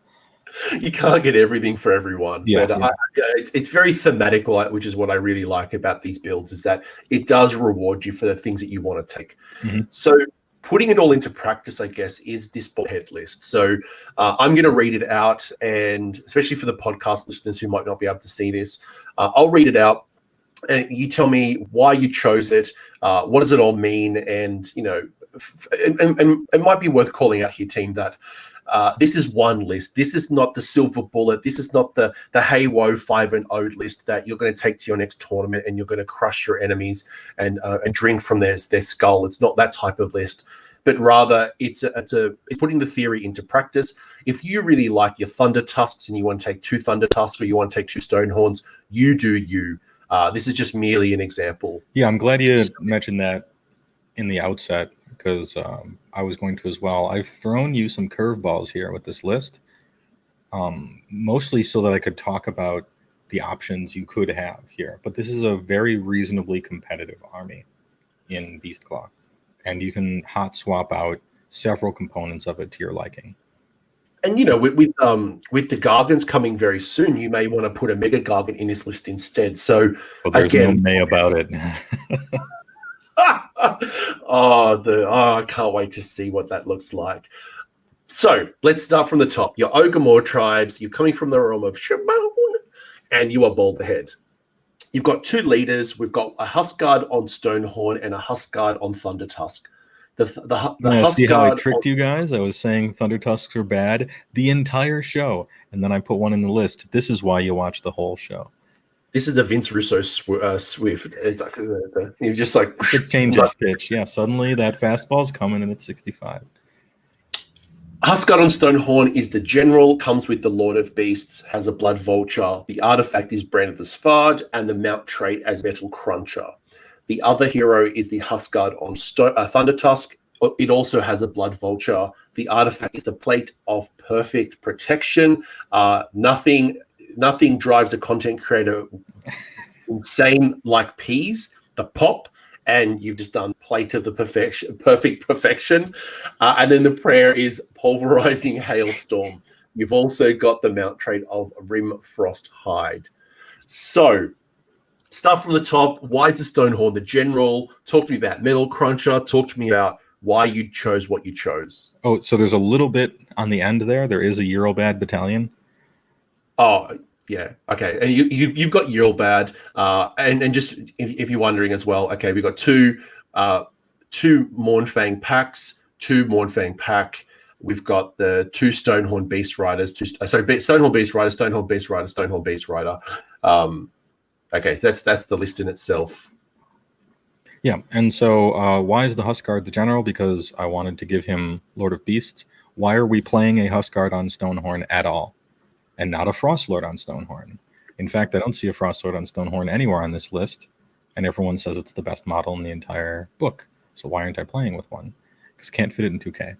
You have to take a Huskard on Stonehorn to have the Eurobad battalion, and you got to take the battalion as well. So Huskard's the general because I want that +1 move on him. It serves him way more than the Huskard, and so there was a clear choice there. I've given him Blood Vulture, and in fact, I've given all the Beast Riders Blood Vulture as well. And I've given the Thundertusk Blood Vulture because that's a weapon. That's a weapon option on all your monsters. You can choose Blood Vulture or two really bad things. Take the Blood Vulture. It lets you do a mortal wound on a 2-up in a gigantic radius around you. I mean, it's 1 mortal wound, but I'm looking at 5 2-ups for mortal wounds. Like, that stuff adds up. And I think it's a 30-inch range. It's got a big range. Yeah. If I remember correctly, unless it's changed, I do remember it being like 30-inch. It was quite generous.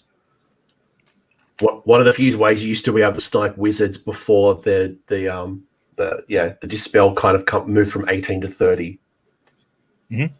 And so Metal Cruncher is the mount trait on Huskard. Metal Cruncher allows you to, at the beginning of each combat phase, if you're fighting someone with a 4-up save or better, meaning 4-up, 3-up, or 2-up, or, strangely, a War Machine category, you do a d6 mortal wounds instantly at the beginning of combat. And that's on your combat and on the opponent's combat. This is very nice for immediate, this is very nice for some Keeper of Secrets piles into your guy, makes him fight last, but it doesn't matter because at the beginning of combat, you deal 4 mortal wounds to her and she's charted. And now she sucks at hitting, initially, even if you get caught out, out of nowhere. Or it makes your charge even more overwhelming, where you're charging in, you're doing you're doing a bunch of mortal wounds, maybe 4, maybe 5 from your impact hit. And then beginning of combat, you're crunching in for another d6. And stuff is already quite wounded before you're even rolling attacks, which is very nice as well. The alternative, because there's 2 choices that people always decide between, and it's Metal Cruncher and Black Clatterhorn. Black Clatterhorn makes your giant horn attacks +1 to hit, which means they're on 2s if you have a Brand of the Svard, or 3s normally, or you take Metal Cruncher. Which one is better? There isn't one that's better. It's what you're expecting to play against, it's how you like to play, and it's what excites you more. I would say sometimes Metal Cruncher doesn't do anything because you're just fighting stuff with terrible saves. Yeah. So it has the chance of doing nothing. And in fact, some of the most durable units in the entire game technically have a save characteristic of 5. Hearthguard Berserkers, for instance. You can't Metal Crunch them, even though they're the most durable unit in the whole game. So sometimes Metal Cruncher is going to do nothing. But when it does something, it's amazing. Black Clatterhorn is always that 75% good. So it's just a choice. I like it. No, I like it. I do see Metal Cruncher being used more than others. Maybe that was to do with Petrifix Elite running around with the old rule set.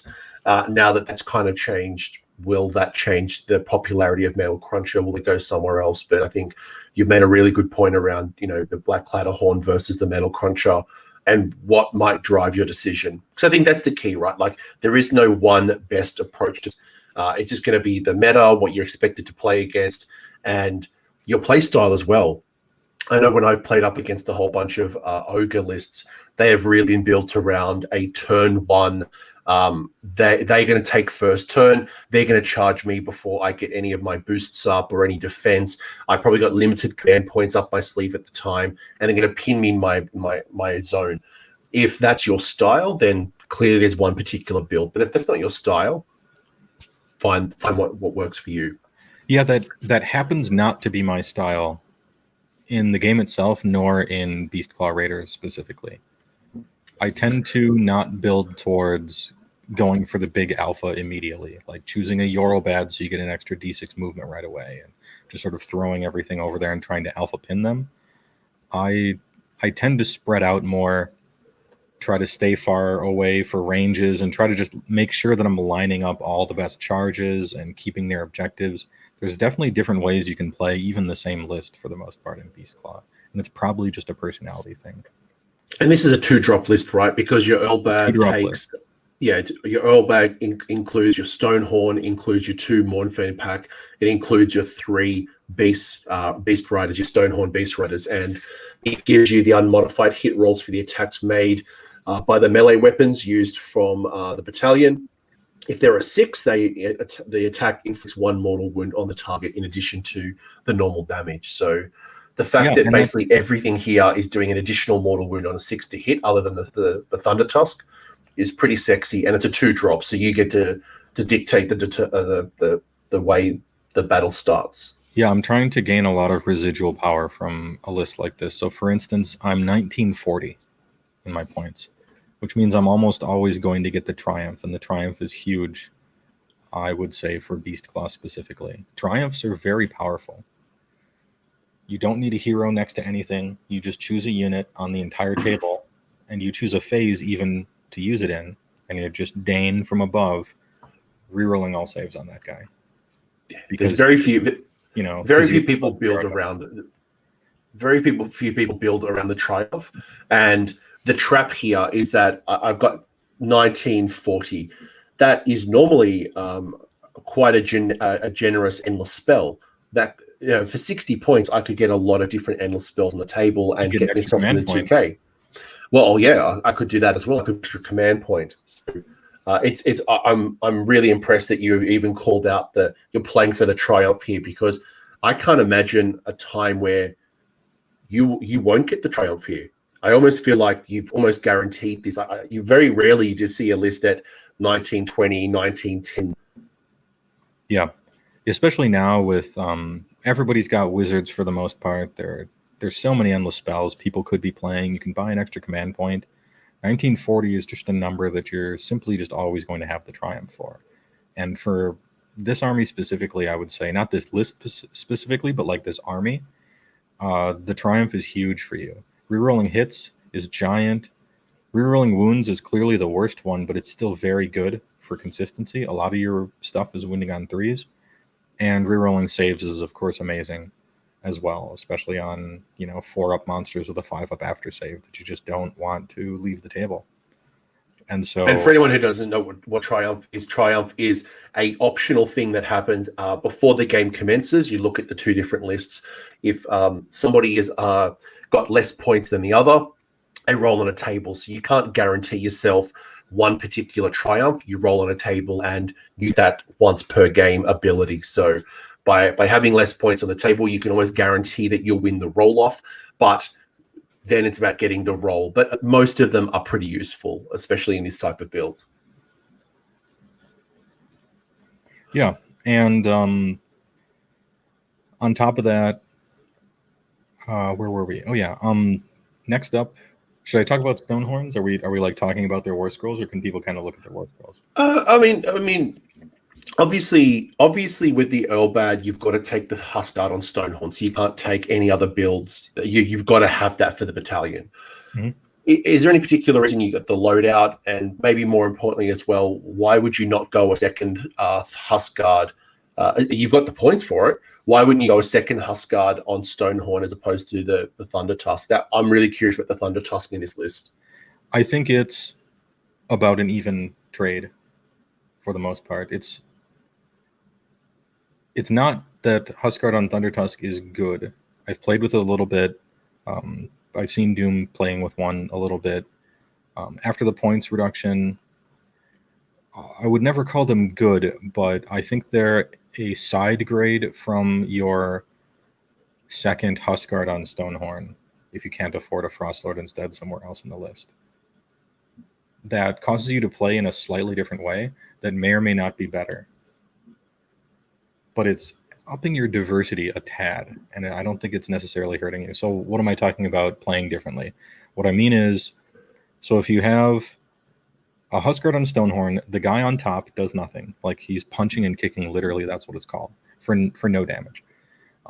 When you charge in, you do impact hits, and then it's got rock hard horns, which have 3 damage a pop with Ren 2, 4 damage if you got the charge, and it's 6 of those attacks.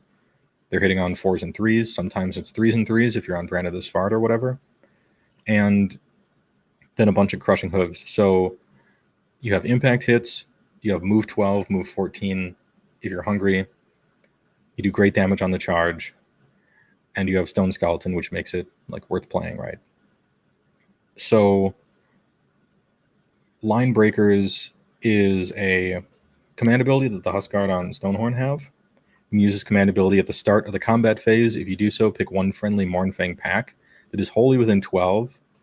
If you do, the Mournfang get +1 damage on their Mournfang tusks, which makes their Mournfang tusks from they're like 4s and 3s, rend 1, damage 1. Now they're 4s and 3s, rend 1, damage 2.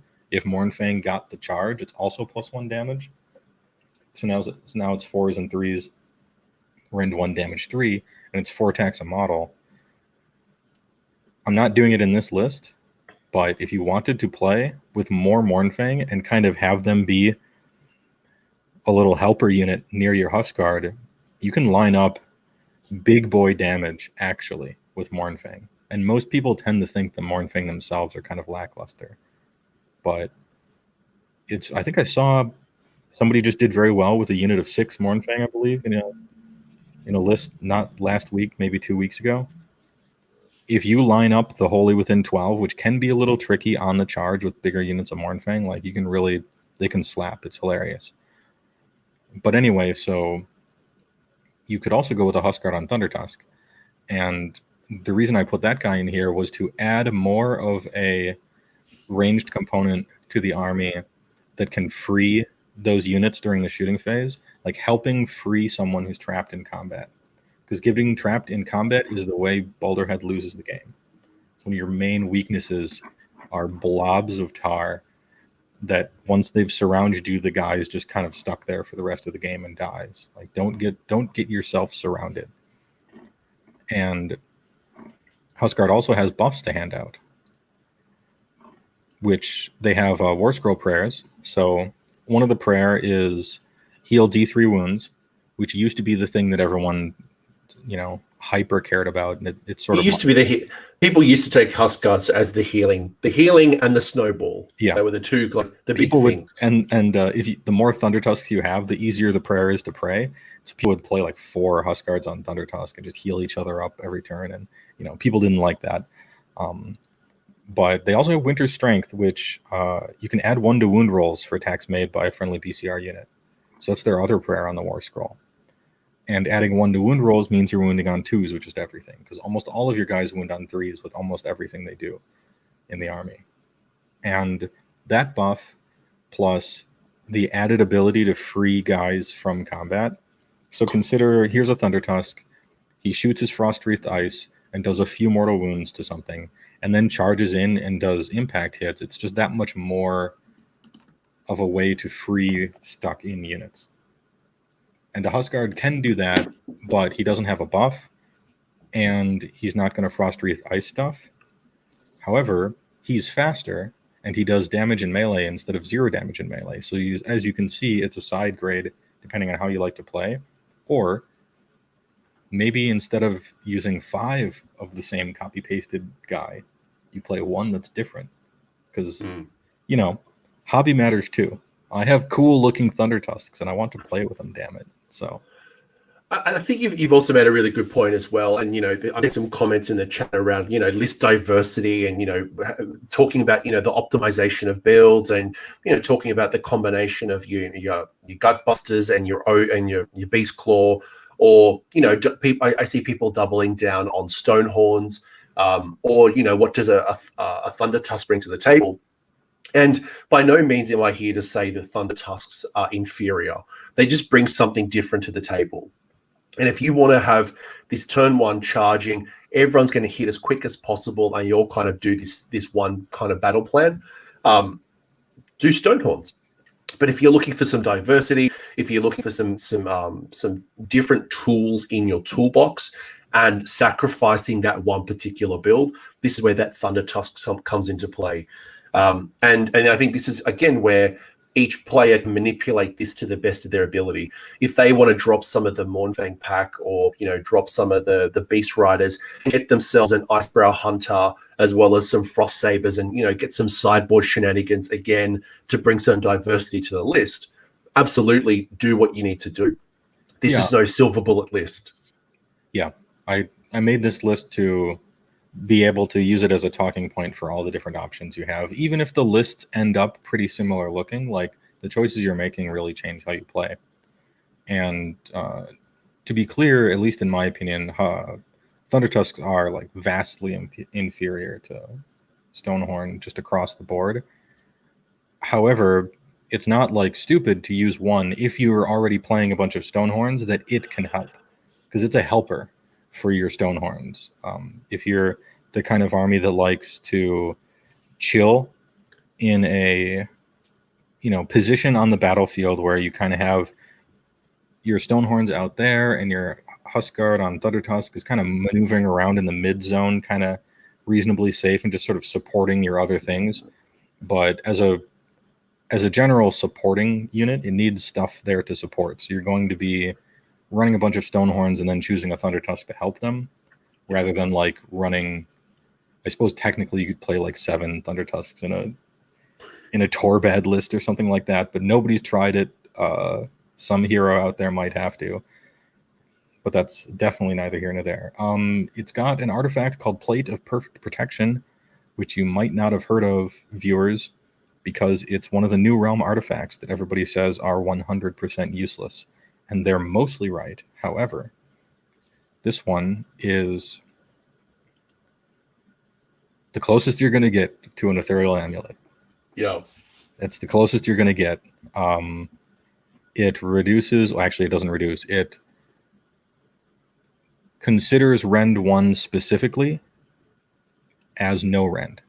It doesn't like -1 Rend. It's just like ignores Rend 1. If I'm Rend 2 or Rend 3, that still counts.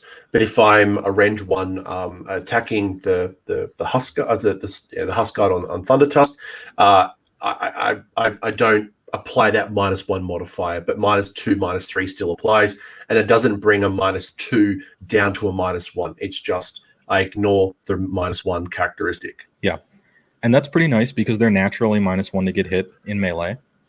So now you're talking about a 4-up save monster who's -1 to get hit in melee and ignores Rend 1.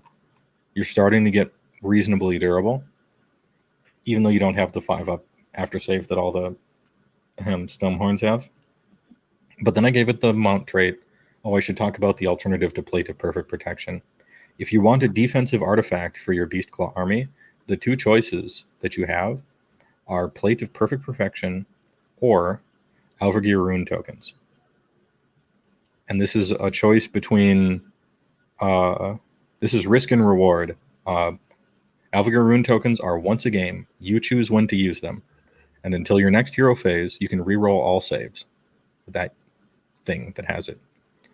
So if you're confident that you can choose the perfect moment to use it, then rune tokens are better. But then for the rest of the game, you're just normal. Got nothing. And if they double turn you, it's until your next hero phase. You get 2 turns of it. Not bad. Plate of Perfect Protection just simply always works. North Rend 1. If the army you're playing against has a bunch of 0 Rend and 2 Rend, well, you feel kind of bad, right? It does nothing. But you're not like trying to choose the right moment, and if you choose wrong, it's sort of like you don't have an artifact. So is it plate? Is it alpha gear? It's sort of what you expect to play against. It's how you like to play. Do you like to push the big red button when you think it might be right, even though it's more risky, but you can get more of a reward? I went with plate of protection on this guy because I wanted to also talk about the interaction with Rimefrost Hide mount trait, which reduces incoming rend by 1. And it reduces incoming rend by, and it reduces the, I believe, hold on, let me read the exact thing, so we got to be super clear. I'm scrolling up to it. All right. Worsen the rend characteristic specifically of melee weapons that target this model by 1, which means incoming rend 2, the characteristic is now 1. And so plate stops that too now. That's cheeky. So that's cheeky. With a mount trait and an artifact, we got Ethereal back almost. There's some Rend 3 Chads rolling around the game. I'm not going to say there's a Rend -5 Chad running around as well. Yeah, although that's only on 6s, I think. But Voltanos is pretty cool anyway. But I mean, that's close enough. That's good enough for government work, as we always say in America. So, and that's specifically a Thunder Tusk mount trait. Like, you can't put Rimefrost Hide on a Stonehorn because they get different mount traits. And what I like about that, Joe, if I just pause for a second and let you have a drink, is that, and that wasn't me having a go at you at all. That's me saying that I want to sit in this moment and appreciate the combination that you've just put together, because should somebody go for that Thunder Tusk, they know that it's going to be ignoring Rend -1 and Rend -2 because of this combination, which means that I'm going to start ignoring it. So I'm like, well, why would I put all my attacks into this, knowing that obviously, unless I got mortal wounds, but if I'm going to put Rend -1 or Rend -2 attacks, the likelihood of this to go down is quite significant. And then you've got the ability to heal, whether it's through the Maw Pot, whether it's through itself. It's like, it becomes like, so what? And I'll focus somewhere else. And then that means that this Thunder Tusk can be roaming freely, doing what it wants to do, which I really like. That's probably a reason why you might consider running a Thunder Tusk as opposed to a second Stonehorn. So yeah, playing with your opponent's target priority decisions is also an important part of the game as well, because there's a conception among, I would say, competitive players that they look at a unit and they do some quick math in their head, and they determine whether or not it is worth trying to deal with what that is over there that's a problem, or determining that it's not worth trying to deal with that over there. And it's like, hey, I'm just going to take my lumps from that thing and try to play the objective games and like run away from it. Like, often a competitive player will make that calculation in his head. Like, I simply can't kill Bastiladons, so I have to find a way of winning the game despite that fact. And so I'll just try to ignore them and just get shot by lasers a few times. Yeah. And so you're looking at a Thunder Tusk that's ignoring all this rend. It's ignoring rend 1 and 2. It's a -1 to get hit normally. The thing heals. It doesn't really do that much mortal wounds with its shots, actually. So maybe I just ignore it. Mm. And that might be the right play, but I know it's the right play as their opponent. And so now I'm going to play as if they're doing the right play, but try to get a little more out of it, because I know they're not going to attack it. And so in these ways, you have neat little mind games on the table about what's worth going after or not. And it means that you can almost guarantee that your Thunder Tusk is going to be unwounded. So it means that you'll have its maximum movement, which means you can position it better for the late game. You could be, holding or stealing an objective. You could be challenging your opponent's objective. You could be better positioning it elsewhere because, again, people aren't targeting it. So for anyone listening at home, this is awesome because you're getting to hear in the minds of a competitive player. And you're right. This is one of the things that frustrated people against Petrifix Elite OBR, was that you attack the Mortek Guard, because of their high armor save, not many would die. And then the ones that did die would come back because of the Harvester or Arcane the Black. Mm-hmm. And, you put so much effort in taking out a unit. A Phoenix Guard, another example. Hearthguard Berserker, another example. You put all this effort, so much focus trying to take down a Phoenix Guard, Hearthguard Berserker, that by the end of the combat, almost none are dead. And then they might have Emerald Life Swarm. They can come back from the dead, however, depending on which army we're talking about. And then it almost becomes, I feel powerless, like, what's the point? or my plan to handle this is no longer viable, so I need to shift, and then I'm forcing my opponent to make difficult decisions that maybe they weren't planning for. And the Thunder Tusk is no different here. So love this combination. Something to try around if you haven't played with the Thunder Tusk before, or if you're building up your next monster and you don't have a Thunder Tusk. Yeah, and the two other things about this guy is that he's also like, if your opponent looks, you have one Thunder Tusk and 4 Stonehorns on the table, and your opponent is maybe going to say, oh, maybe I just will attack it, right? And I'll kill it. You don't care too very much. Like, you're not broken up about it. Huskard on Thunder Tusk is probably only ever going to get like 55% value at any time. And so with your distraction pieces that you're trying to confuse your opponent on whether or not they should attack, you want to make sure that whatever they choose, you can roll with it and turn it into a good thing for you. And so, like, if your Huskard on Thunder Tusk dies, it's not like everything's ruined. Like, okay, my weakest monster just died. Fine, I can deal with that. And if they leave it alive the whole time, then you just have it be 55% annoying value for the whole game and slowly punish them, over turns for it. So it's nice to be able to roll with the punches. That's one of the things that Beastclaw can do very well. And the second thing is Plate of Perfect Protection and Rimefrost Hide. That makes it pretty durable. So you could even play a Frostlord on Thunder Tusk because the prayers suck anyway. And now you have a 3-up save that's ignoring 2 rend and is a -1 to hit. And he doesn't do 0 damage in melee anymore. It's still not good melee damage, but he at least has a Frost Spear, So there's some options there. I mean, there's a lot of focus and a lot of attention, and we've had a pretty robust discussion so far. I can't believe we're almost approaching 2 hours. This is pretty crazy, and we're only halfway through the list. No. That's not what I'm saying at all. But rather, we're putting so much focus in the heroes, and I guess this is an army that is going to be rewarded by tweaking and modifying and finding that right combination and synergy of your heroes, because they're going to cost you so many points, 300, 350, 400 if you're going into the Frost Lords. Then you might want to consider, then how do I support and how do I build around it so that we make the most? And this is kind of where we go into the units, the behemoths. This is where we can kind of tweak and modify and tailor. We've got 600, 700 points tied into our heroes, but we've got the Mournfang pack. So the 2 Mournfang pack, what does it bring to the table other than being a requirement in the Earlbad? Light chaff. They're on the big cavalry bases, so you can scoot them sideways and be speed bumps if need be. They're also punchy enough to be able to be a backline. Their job could be backline cleaners, where you're getting 10-man units of summoned gore that pop onto the table, or 10 ghouls or something, or 5 chameleon skinks or whatever, or tree revenants, the things that people play that cost almost no points, that they use just as cheeky little, I'm just going to steal this objective, so you need to keep a guy there, even though you would rather get that guy into the game after capturing it. 2 Mournfang are fully capable of just rolling into 10 gores and killing all of them.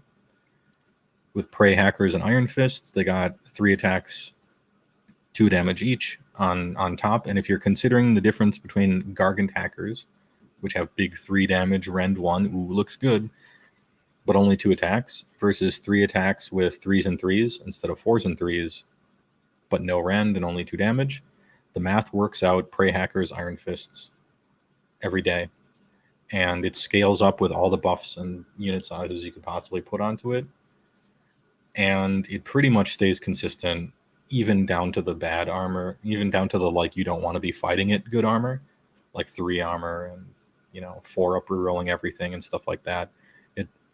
It isn't a big enough difference to choose the Gargant Hackers pretty much in any capacity. And Iron Fists are very useful when using Mournfang as a speed bump against 140 attacks, because Marauders had to charge them, and you're kicking back like 10 mortal wounds just simply because you had to roll 100 saving throws. It's reasonably useful, and it's 12 wounds. Hey, that's almost a wound to 10 points, right? That's not bad. So your behemoths here, your Stonehorn Beast Riders are not only are they behemoths, but they're also battle line.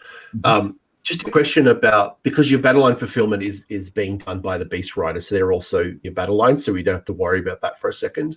So if I was thinking about screens, and let's say I wasn't taking this particular battalion, would say the Frost Sabers, would they be a viable screening option as an alternative build?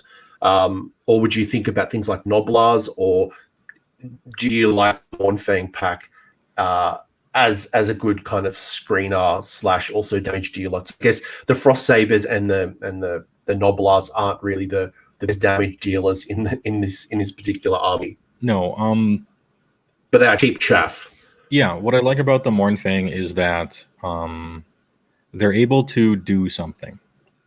So the best chaff in the whole game, when you think about the concept of chaff, is chaff that can not only protect your other units from getting hit for a turn or more, but actually do something on top of that. Like, that's the best, right? Is your hold on. That's why I love my goblins. I love my grots, because they've got netters. They can do mortal wounds with a loon boss, and they're more than just a screen. Yeah, and or your big unit of skinks that you've either buffed up to be an anvil, so they're on a 3-up save, or you put a lot of combat juice into them, so they can always be like shooting all their blowgun darts, and then when they get charged on a 4-up, they move back and shoot. And the best chaff in the game does something, and often does something like really well, on top of being decent at protecting your other stuff. And Mournfang are at least able to participate in the combat phase. The downside is, of course, they're more expensive, and they don't cover as much area. 2 of them are big cav bases, but it's not going to actually bubble wrap anything. And if you're running like 6 Mournfang, you're not trying to bubble wrap. You're trying to get that charge and just do 50 damage to something, right? With a line breaker Huskard. So they are required. I play them because they're required. I probably would not play them if they weren't required. But a lot of the units in the whole game, just as a umbrella, they clearly are intended for a certain job, usually. And whether or not they're good at that job is like one thing, but whether or not you can make them good for some other job is often another discussion to have. So in that respect, here's 2 lead belchers. Like, they suck at shooting, so you say they suck. Well, you can use them as a speed bump, and let's say 30 witch elves have to spend a combat phase. Even though they don't want to, they have to kill these 2 lead belchers. That's 1 out of 5 of your opponent's combat phases of the game that just is basically wasted. And so lead belchers are bad at their normal job, but you found a job that bought you an entire turn against like a great army. And so sometimes you can find an alternative use for stuff that is really quite strong on the table. Yeah, that's a really good point. It's something that I really enjoy playing, like with my Aether Wings right now. I've been playing with Aether Wings for about 12 months now. Even when they were 50 points, I would take an Aether Wing over a command point, because it will help zone off a part of the board from a deep strike. It can challenge an objective. It can charge in and waste somebody's combat. There's a lot of different uses. And I guess when I think about things like the Frost Sabers, they play a similar role, where they have the ability to charge an objective early, to screen, to hold on to an objective in the back end.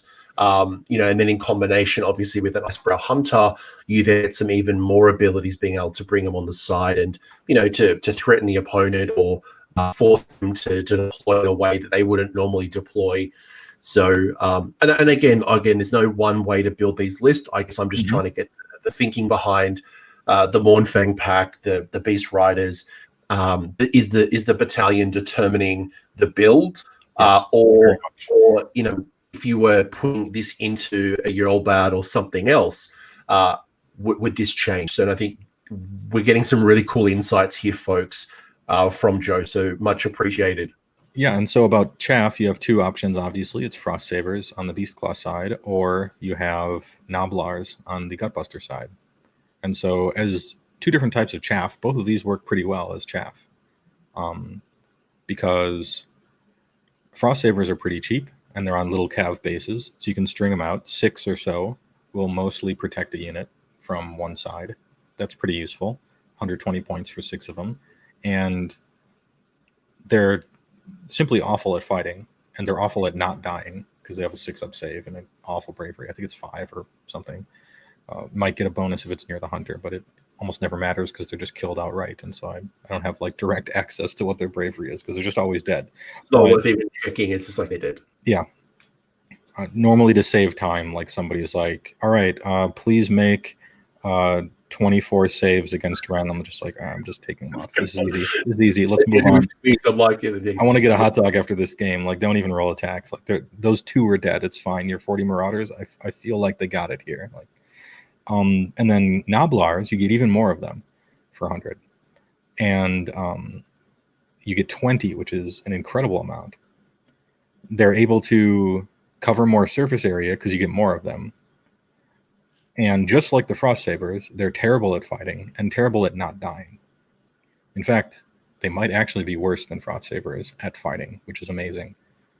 But they also like don't have any abilities at all, but neither do Frost Sabers, so it's sort of even.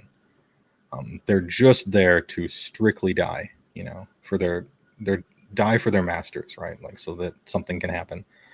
With Noblars, their movement is so slow that it's going to slow down your guys behind them, which I feel is a crippling weakness of Noblars. As and your guys don't fly. That's the other thing as well. If they flew, nothing flies. Yeah. And something could have flown before, but now we don't have Thermal Rider, so there's no fly stuff happening. And they're not Ogre Keyword. They're not hungry. They're not doing any sort of useful things like that. Frost Sabers are at least move 9, which is pretty nice. Move 9 chaff when you're screening for, say, 12 gluttons that are on move 8. That's what I like. That's perfect. Your chaff's going out a little bit, an extra inch even, so you got that space, in front of them. They're not slowing your gluttons down, whereas the Noblars really will. The bonus with Noblars is that if you want to sink, in my opinion, too many points into them, you can play with 60 and make them battle shock immune with a tyrant, which is sort of like a DPS test for your opponent. It's probably fun. What's DPS for everyone playing at home? Oh, damage per second, which is a term from MMOs and massive multiplayer games and WoW and stuff and EverQuest. So it's like a drag race that your opponent gets to do. It allows them to have fun because they get to take their car, which is their hammer, and simply figure out how much pure damage a thing can do, because the Noblars are doing nothing to stop the damage. They probably don't have a save against any of it, and there's 60. So it's like, all right, can you ring the bell at the circus? Can you do 60 damage in one turn? If you can't, hey, better luck next turn. It's a lot of points, though, for that many Noblars, plus it's another drop. It's another drop if you're using Frost Sabers as well. And drops are one of like your key concerns, I think, competitively in either Mawtribe. And so I just play yet another monster. Yeah, I think the build definitely rewards you to go towards a battalion. There's very few Beastclaw Raider or Ogre players that I've met who don't want the first turn. And you may not take first turn, but at least determining how the battle starts, looking at your opponent, do they have ranged attacks? How much ranged attacks? What's the benefits? If I get in early, can I get in early? Looking at the battle plan and the deployment spaces, I feel like I want to choose who gets the first turn every game, and I've built to do that with 2 drops. I want to, in a vacuum, the default position is always giving my opponent the first turn every time, because sorry. Please continue. Is always giving in a vacuum, right? Always giving my opponent the first turn, because the first turn sucks. Just as a game, most things are out of range on turn 1. There's not much to do. You can kind of shimmy towards objectives, and then the turn's over. It's just you're not using the combat phase during that turn. You're often not using the shooting phase during that turn. Most of your spells are out of range. Most people build their spells around offensive spells as opposed to defensive spells. Yeah. So, not being able to do damage from afar. And so the first turn of the game is kind of like half of a turn. And then when I get to go second, if my opponent has been foolish or perhaps underestimates the movement characteristics of my guys, they've shuffled up enough so that I can charge them. And oh boy, like turn 2, charge them, impact hits, do a bunch of damage, priority roll. Now I get to flip a coin and see if I just double the damage of my whole army. You also potentially save a bunch of command points for having to re-roll the charge, because when the opponent moves closer to you, there's a much stronger likelihood you're going to hit the charge. That charge is a less of a roll, so you've now gained additional resources that you could put into your following turns. Yep. And a lot of times they don't quite shuffle up enough because they just get out the old tape measure and they're like, how far can you move again? All right, I don't want to get turn 2 charged. And I'm like, rats, but I mean, you're playing properly, so good. And then you shuffle up and make sure they can't charge you, but you get close to some objectives and stuff. And then when you roll priority, if you win, you give it back to them for a proper you go, I go, just how a lot of people seem to want, right? Because that means when turn 3 rolls around, you have the opportunity of getting the turn 3 double. And by turn 3, the turn 3 double usually means you're scoring objectives twice, which is much more important than dealing damage twice in a row, because the game's about points. Yeah. So some of those objectives give you additional points in the later games or the longer you hold as well. So yeah, keep that in mind. And some battle plans give you points depending on if you've gone first or second, and it's nice to be able to choose that. So but that's in a vacuum. As soon as your opponent is playing an army, or as soon as you're playing on a particular battle plan, suddenly all of that can change. If I'm playing against Fire Slayers, I have to go first. There's no choice. Because if I let them go first, they're going to deep strike 20 immortal Spartans onto an objective, and my whole army could fight that for 5 turns and not kill it and lose. So I simply have to get to the places first and body block them out from it. And it's another armies with teleporting are like that. And this is another reason why the Thunder Tusk then comes into play, because that has the ability to take out heroes behind those big walls of Hearthguard or Hearthguard Berserkers. We know taking out those types of armies, whether it's OBR having those heroes behind the scenes, whether it's going to be the Kalazar, the Lumineth person with no shoes on, those types of little support pieces. Again, that's another benefit of the Thunder Tusk, where a Stonehorn, it's going to be near impossible for them to get to those characters, and all being chaffed up by these, immovable walls. Yeah, and to be clear on blasts of Frost-Wreathed Ice, because it did change since last edition, 18-inch range, target a unit, and you roll 12 dice. For each 6, it's a mortal wound. So how many mortal wounds can you expect from that? 1 to 3, probably. There's a big bell curve, but 1 to 3 about, I would say. And if you're targeting a unit that has 10 or more guys, now it works on 5s. So that's, twice as likely. And if you're targeting a unit with 20 or more guys, it works on 4s. And so now, if you're targeting a unit of 20 or more, it basically does the same thing it used to, which is 6 on average. But if you're targeting smaller units, it's always doing a disappointing amount of damage. This is not for sniping heroes, or at least don't choose it expecting that, getting your hopes up like, I'm going to kill that slaughter priest and finally, No, you can chip away. You can chip away at it. You're right. It's not a one attack wonder. Yeah, you're not boom headshot, over and over like before, but all this stuff adds up, and it's all on purpose. So Frost-Wreathed Ice might only do 1 or 3 damage to that battlesmith, right? But now you have 5 vultures that are all targeting him and rolling 2-ups to do 1 each, and those add up as well. Yeah. And then you prey on your 3-up, and then another 3-up to do another D3. And so you have all of these, I'll say, brute force minor mortal wounds to overpower like one guy, or one specific target.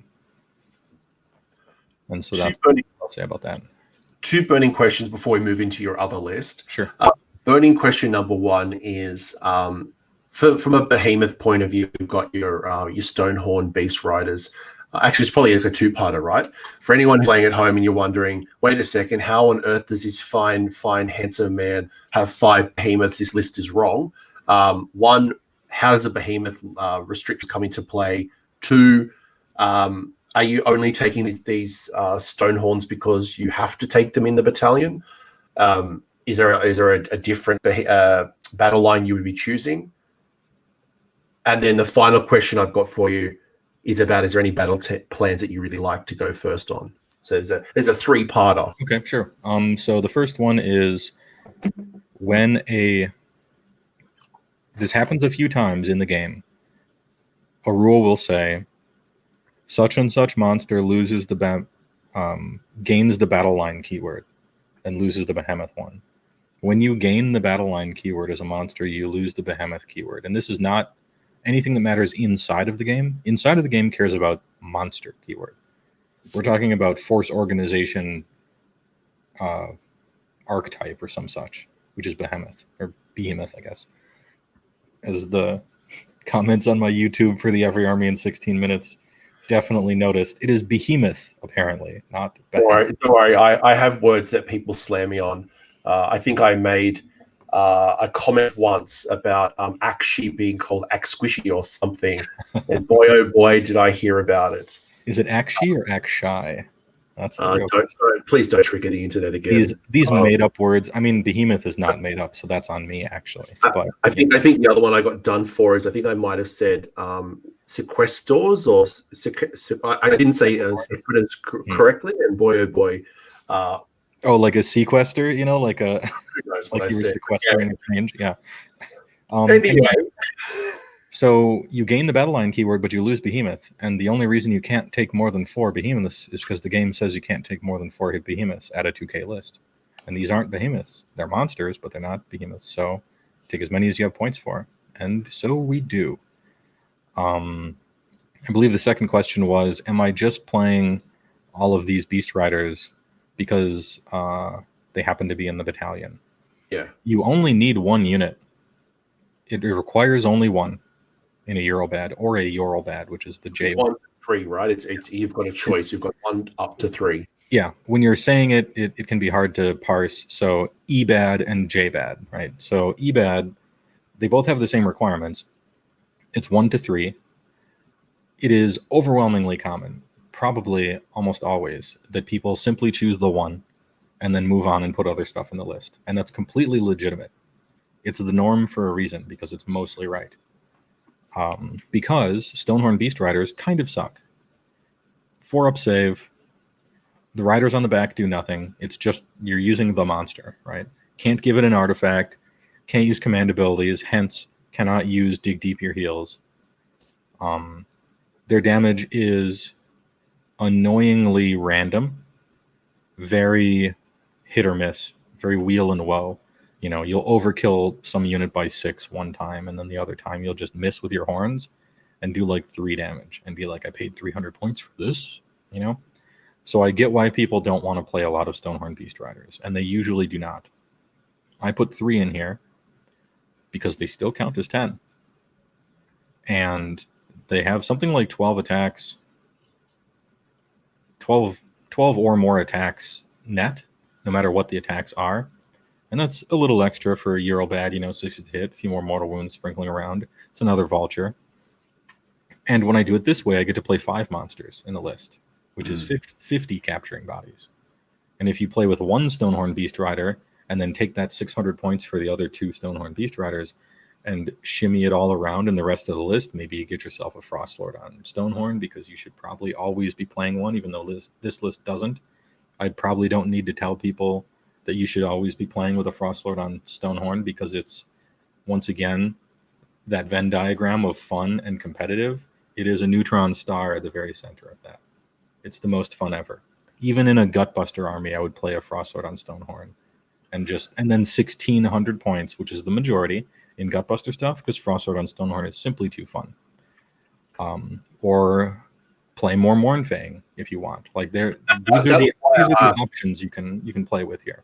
That's why I wanted to ask you, because when I've played a Eurobad in the past, people have had maybe one less Beast Rider, maybe two less Beast Riders, but they've had some more chunky Mournfang pack. But again, this is kind of why it's just an option. If you don't want to have 5 behemoths and you want more chaff, cool. Drop one of those Beast Riders, increase those Mournfang pack into as 2 units of 4.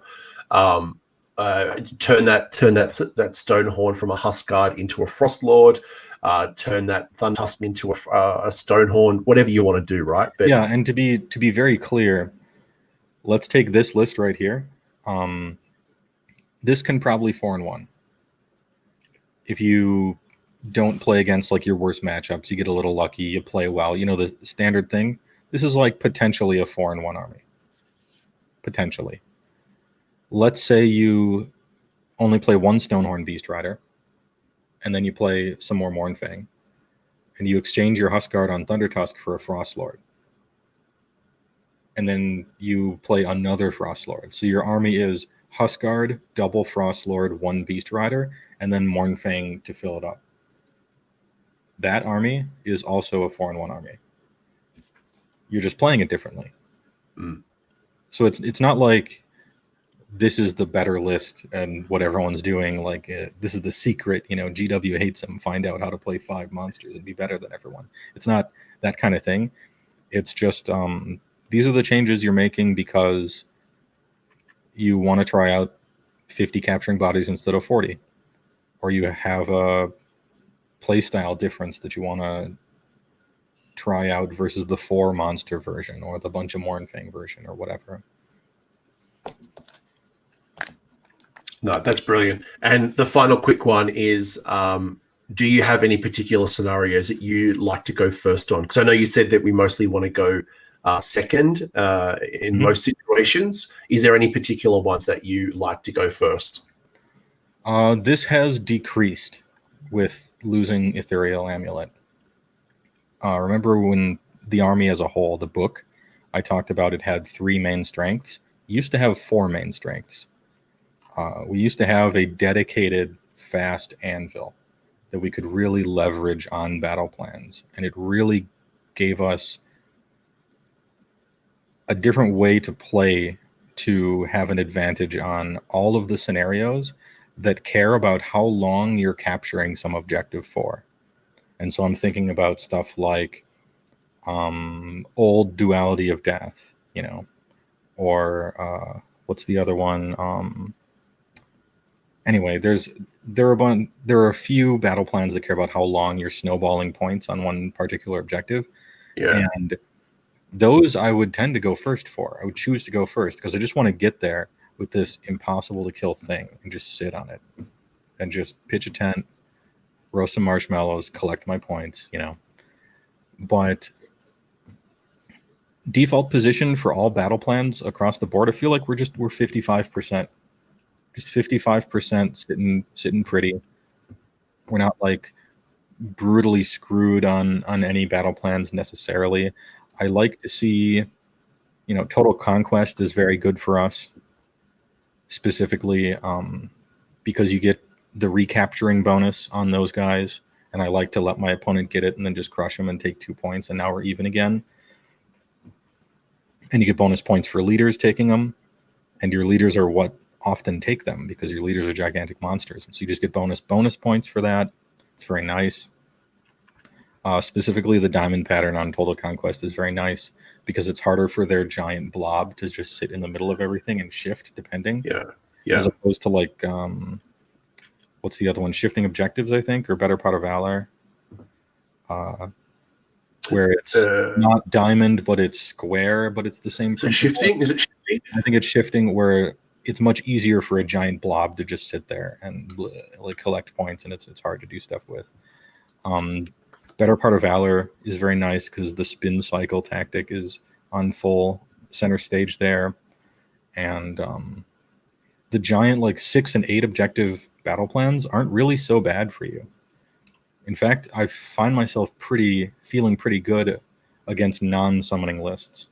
on 6 and 8 objective battle plans, because our army is very mobile, and more than that, it's very modal, M-O-D-A-L. So it's mobile and modal, meaning a lot of armies have, here's my 30-man unit for 360, and then my 280 points worth of heroes that make that good. And then here's my other 30-man for 360, and my 300 points of stuff that makes that good, and then my 1 monster hero, and then battalions and only spells, and that's the army. Well, they can only go in 2 places plus a monster. And a Beastclaw army can go in 4 or 5 and just be pretty quality, you know? And you don't have all this ancillary stuff that does nothing but makes something else better, but it itself is just like a 5 wound, 4-inch move hero that can't do anything. And sometimes maybe you know, if you kill some linchpin, now they have like 300 points of just support that doesn't do anything. Like everything you lose in a Beastclaw army is just, all right, yeah, I have 5 monster trucks. You killed 1. Now I have 4 monster trucks. And they're all still driving around and doing whatever. Like you don't have all this baggage. You play to the 2 strengths of the game, and that is movement and combat. You know, your combat is going to clear off bodies. Your movement is going to secure objectives and get yourself in a prime position. And you play both of those well. So I think you're right. I like some of those. If I was a player playing with this type of army as well, I'd be thinking about my opponent's deployment. So are they deploying on the line, as well as the distance between deployment zones? So some of the scenarios might only have 15 inches or a much shorter distance between the 2 opponents. So by going first, you know that you've got a base movement of 12 or a base movement of 14. You've guaranteed yourself a 3-inch charge. So going first, there's literally no risk. But then if you've got a much larger deployment zone, let's say there's 24 inches between you, you know that the charge is a lot harder to achieve. And then let's say your opponent doesn't deploy on the deployment line, they deploy on the 7 or the 9 line, then you've made it nearly impossible to charge in turn 1, so you're better off giving it over. And if the opponent doesn't move, then they've wasted a movement, a combat, a shooting, and a magic phase as well. So and on that point, a 24-inch deployment between your opponent and me, I'm never trying to alpha. I'm not trying to roll a 10. You know, my leader has a 14-inch move, 15 if he's King of Beasts. Means it's a 9-inch charge. I'm not trying to roll a 9-inch charge. It's not worth it. It's not worth it, especially when it's only one guy like everybody else. If a lot of times when you're setting up on the line and your Beastclaw, your opponent is setting up way back because they're like, I don't want to get alphaed. I almost never alpha strike. I think it's like generally a weaker strat for Beastclaw. I leave the alpha strike to people who can drop from the sky and do it, or who can double ambush 12 eels onto the board and fly over chaff and have all this stuff that makes their alpha strike really work, even if your opponent's trying to stop it. For me, sometimes I might, but I actually don't mind my opponent setting up on the line, because now the objectives are free reign. Hey, cool. Now you have to move an extra 6 inches to get to all the objectives. I wasn't going to alpha strike you anyway, even though it really looks like it because of all my rules, and I'm putting up all the way to the line and stuff like that. So, and that's the play, is that the threat potential, people do that, and that actually rewards you for objective play. So a lot of cool stuff there. There's a lot of considerations. I would only say the scenario or the battle plan doesn't always determine who goes first, who shouldn't go first. There's probably a lot of other considerations, like threat range, like where they deploy. Are they deploying on the line? What's the distance mathematically? What would you do the first turn? Can you destroy someone's threat pieces? OBR, Lumineth, for example, they want to get off their buff. So by hitting them first turn, which Mawtribes and the Auric War Clans do really well, is they can really shatter those lines early before your Techlesses, before your OBR put up those super hard defensive buffs. Yeah, get the steel tilt up and stuff like that. Yeah, or Eldarian, you could kind of take out that, but then who knows? But I would say one more thing about battalion or battle plans. Many of the battle plans now have a bonus victory point you can get for being some sort of category. Like if a leader controls it, you get a bonus point. And if a battle line controls it on this one, you get a bonus point. And if a monster controls it on this one, you get a bonus point. This is perfect for Beastclaw because all of your dudes are either monsters, leaders, or battle line, and often more than one. You have battle line that is a monster and leader that is a monster, and so on. So you're pretty much able to scoop up bonus victory points on all the bonus victory point battle plans, and that's really strong. Anyway, that's my last takeaway for the scenarios. No, that's a really good point. It's a really good point. And there are some scenarios that reward you for going second, and there's a whole bunch of stuff. So something to consider. But again, because you've got so many less models than your opponent, you've got to think through those decisions probably because they're not as forgiving, right? Like I go back to my gits, for example. I've got 160 gits on the table. I can be pretty safe knowing that if I got turn one charged, I can absorb that. But for someone like you, with so many little models, you need to think about those decisions a little bit better in order to not lose those big fatalities. Yeah, you're not regenerating guys. You're not endless legions getting unit back. You're not summoning. You lose a guy. Yeah. The other list that you've got here, and I love it. It's called the Butterbean, the army. So Butterbean, I'll let you share the story. But what have we got in this army is you haven't chosen a more tribe. So I'd love in a minute you share why you've chosen not to go with a tribe. But you've come from the world of Akshi. You've got a Tyrant, which is a general command trait as crushing a bulk with the artifact of the Sky Titan Scatter Pistols. The big name Fate Seeker. You've also got a Frostlord on Stonehorn with Incandescent Rageblade, as well as the Black Clatterhorn. You've got 8 Iron Guts, 8 Iron Guts, 8 Iron Guts. And you also have the Tyrant's Gut Guard. I've never seen this Tyrant's Gut Guard. I literally have no idea what it does. I think it's an underrated battalion. I'll say that. Tickle me curious because I don't think I've ever seen a list like this. But take it away. Share a bit more about this list. I think we kind of know what a Stonehorn does, but how does a Tyrant and the Iron Guts and then this battalion all kind of wrap this up in a nice little bow? So Butterbean, if the audience isn't familiar, is a boxer from the 90s, late 90s, who was something like 400 pounds fighting weight, 5'6", 5'10" at best, maybe. He wasn't the greatest boxer, even by his own admittance. And opponents would very much underestimate him. What's a guy like? How do you beat a guy like that? Well, you just tire him out, right? Like, tire him out, knock him down, but don't get hit because his hands are way faster than you think. And if you catch the overhand right, your head's spinning around and you're on the ground. It was kind of like Homer Simpson when he was a boxer, except he actually could fight. He actually while he didn't push them over, he actually would hit them. Yeah, and he could. I mean, he had a fucking iron jaw, right? So people would punch him for 2 rounds and he just didn't care. So that's Gutbuster. To me, Gutbusters is Butterbean. You're not doing anything crazy.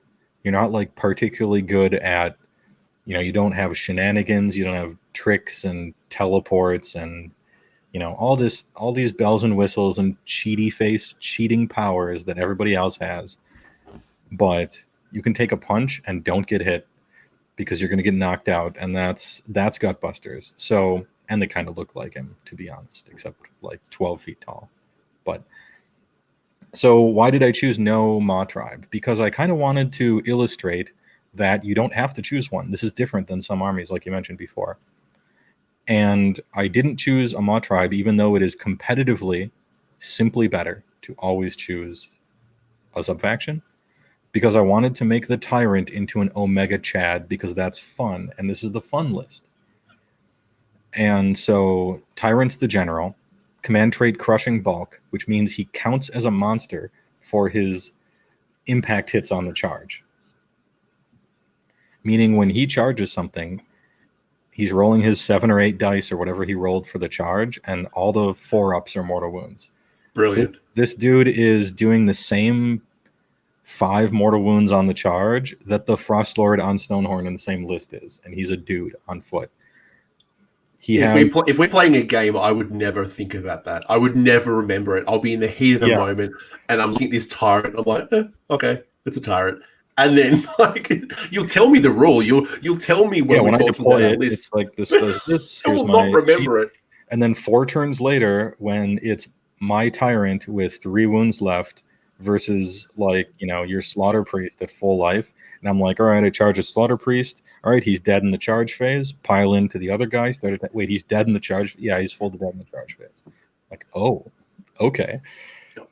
And then the artifact, Sky Titan Scatter Pistols. So then I just started blasting. This gives him 6 shots with his pistols, and his pistols actually aren't that bad. It's just that they only have 2 shots. This gives him 6 of them. So at any range that he could charge, he also can shoot. And so now this guy is shooting 6 times with his D3 damage pistols, charging in as if he were a monster. Fate Seeker gives him a 3-up armor save. When he's fighting heroes or monsters, his one weapon is doing like a D6 damage. 6s to hit on the other weapon are proccing a mortal or 3 mortals against special stuff. This guy is, it's Omega Tyrant Chad. Like, this guy is basically a monster who happens to have a much smaller base size. And that's hilarious. And it's fun. And so we did that for the fun list. Also because it's a fun list, took a Frostlord on Stonehorn because it's the most fun you can have in the book. We didn't go Boulderhead, so he doesn't have Dig Deep Your Heels, and he doesn't have the cool artifact. But Black Clatterhorn lets the horns hit on 3s anyway, so calls it even. For the artifact, Incandescent Rageblade is the Akshi artifact. It gives your 6s to hit. Exploding hits. Oh, yeah. And he only has 4 Frost Spear attacks, but exploding hits on Rend 1, damage 3, not bad. As for the units, we went for... the units here, you just have so many options when playing these guys. Each one, specifically the first, second, and the third, are chosen for much different reasons. I chose the first 8 Iron Guts because 8 is the exact amount you want to get the monster charges for your charge ability. And they have 2-inch reach on their weapons. So all 8 are always getting to attack. This is huge. So 2 ranks of these guys can fight big.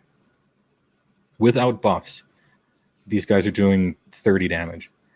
Their Iron Guts are so punchy. Pure glass cannons.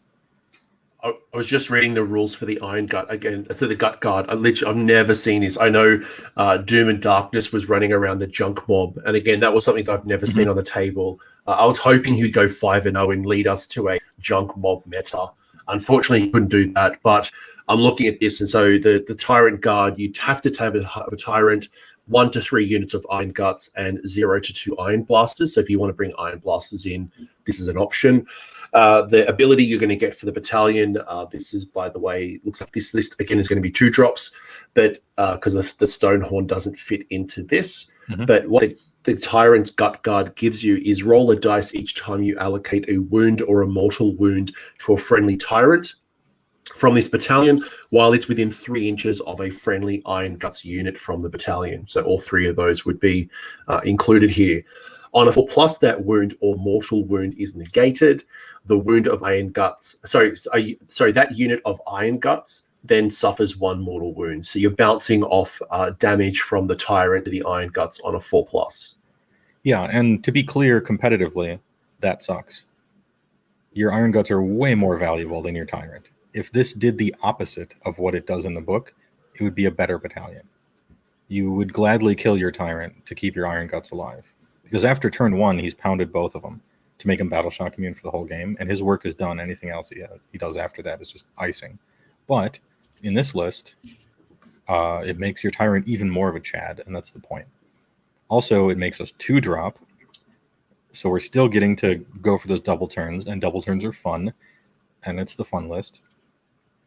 And I actually think Tyrant's Gut Guard has a reasonable competitive Gutbuster battalion option. Just in the game itself, not playing 24 Iron Guts, right? But some sort of Tyrant's Gut Guard is like a reasonable battalion to build a competitive Gutbusters list off of, I think.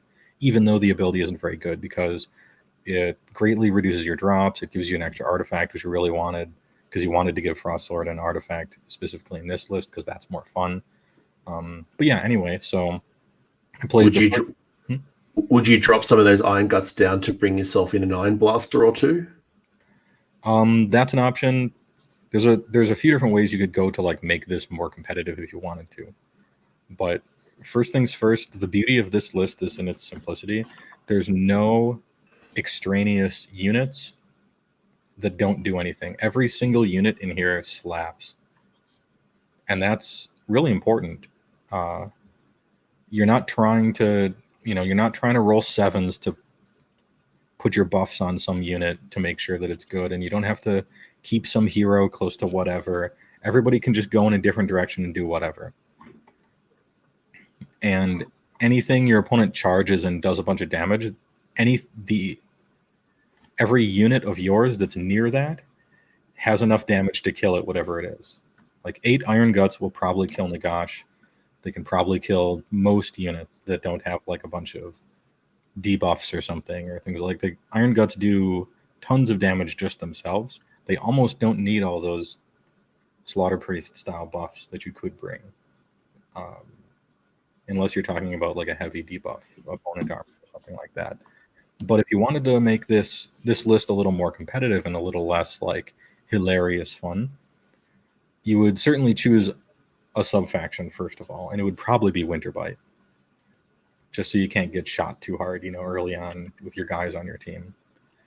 And like you said with the Iron Blaster, there's a legit Iron Blaster shooting option now, especially after Ethereal left, where you'd put Trophy Rack on your Tyrant, which gives people around him +1 to hit heroes and monsters, which is usually what you would want to shoot with them, right? So it makes perfect sense. And then you can also go... Sorry, I kind of went in 2 different ways really quickly. The first one is you'd probably go Winter's Bite to make this into a more competitive list and switch out like one thing for some other thing and another thing for some other thing. Or that's like A. And B is if you want to turn this into a good shooting list, then you go Underguts. Yeah.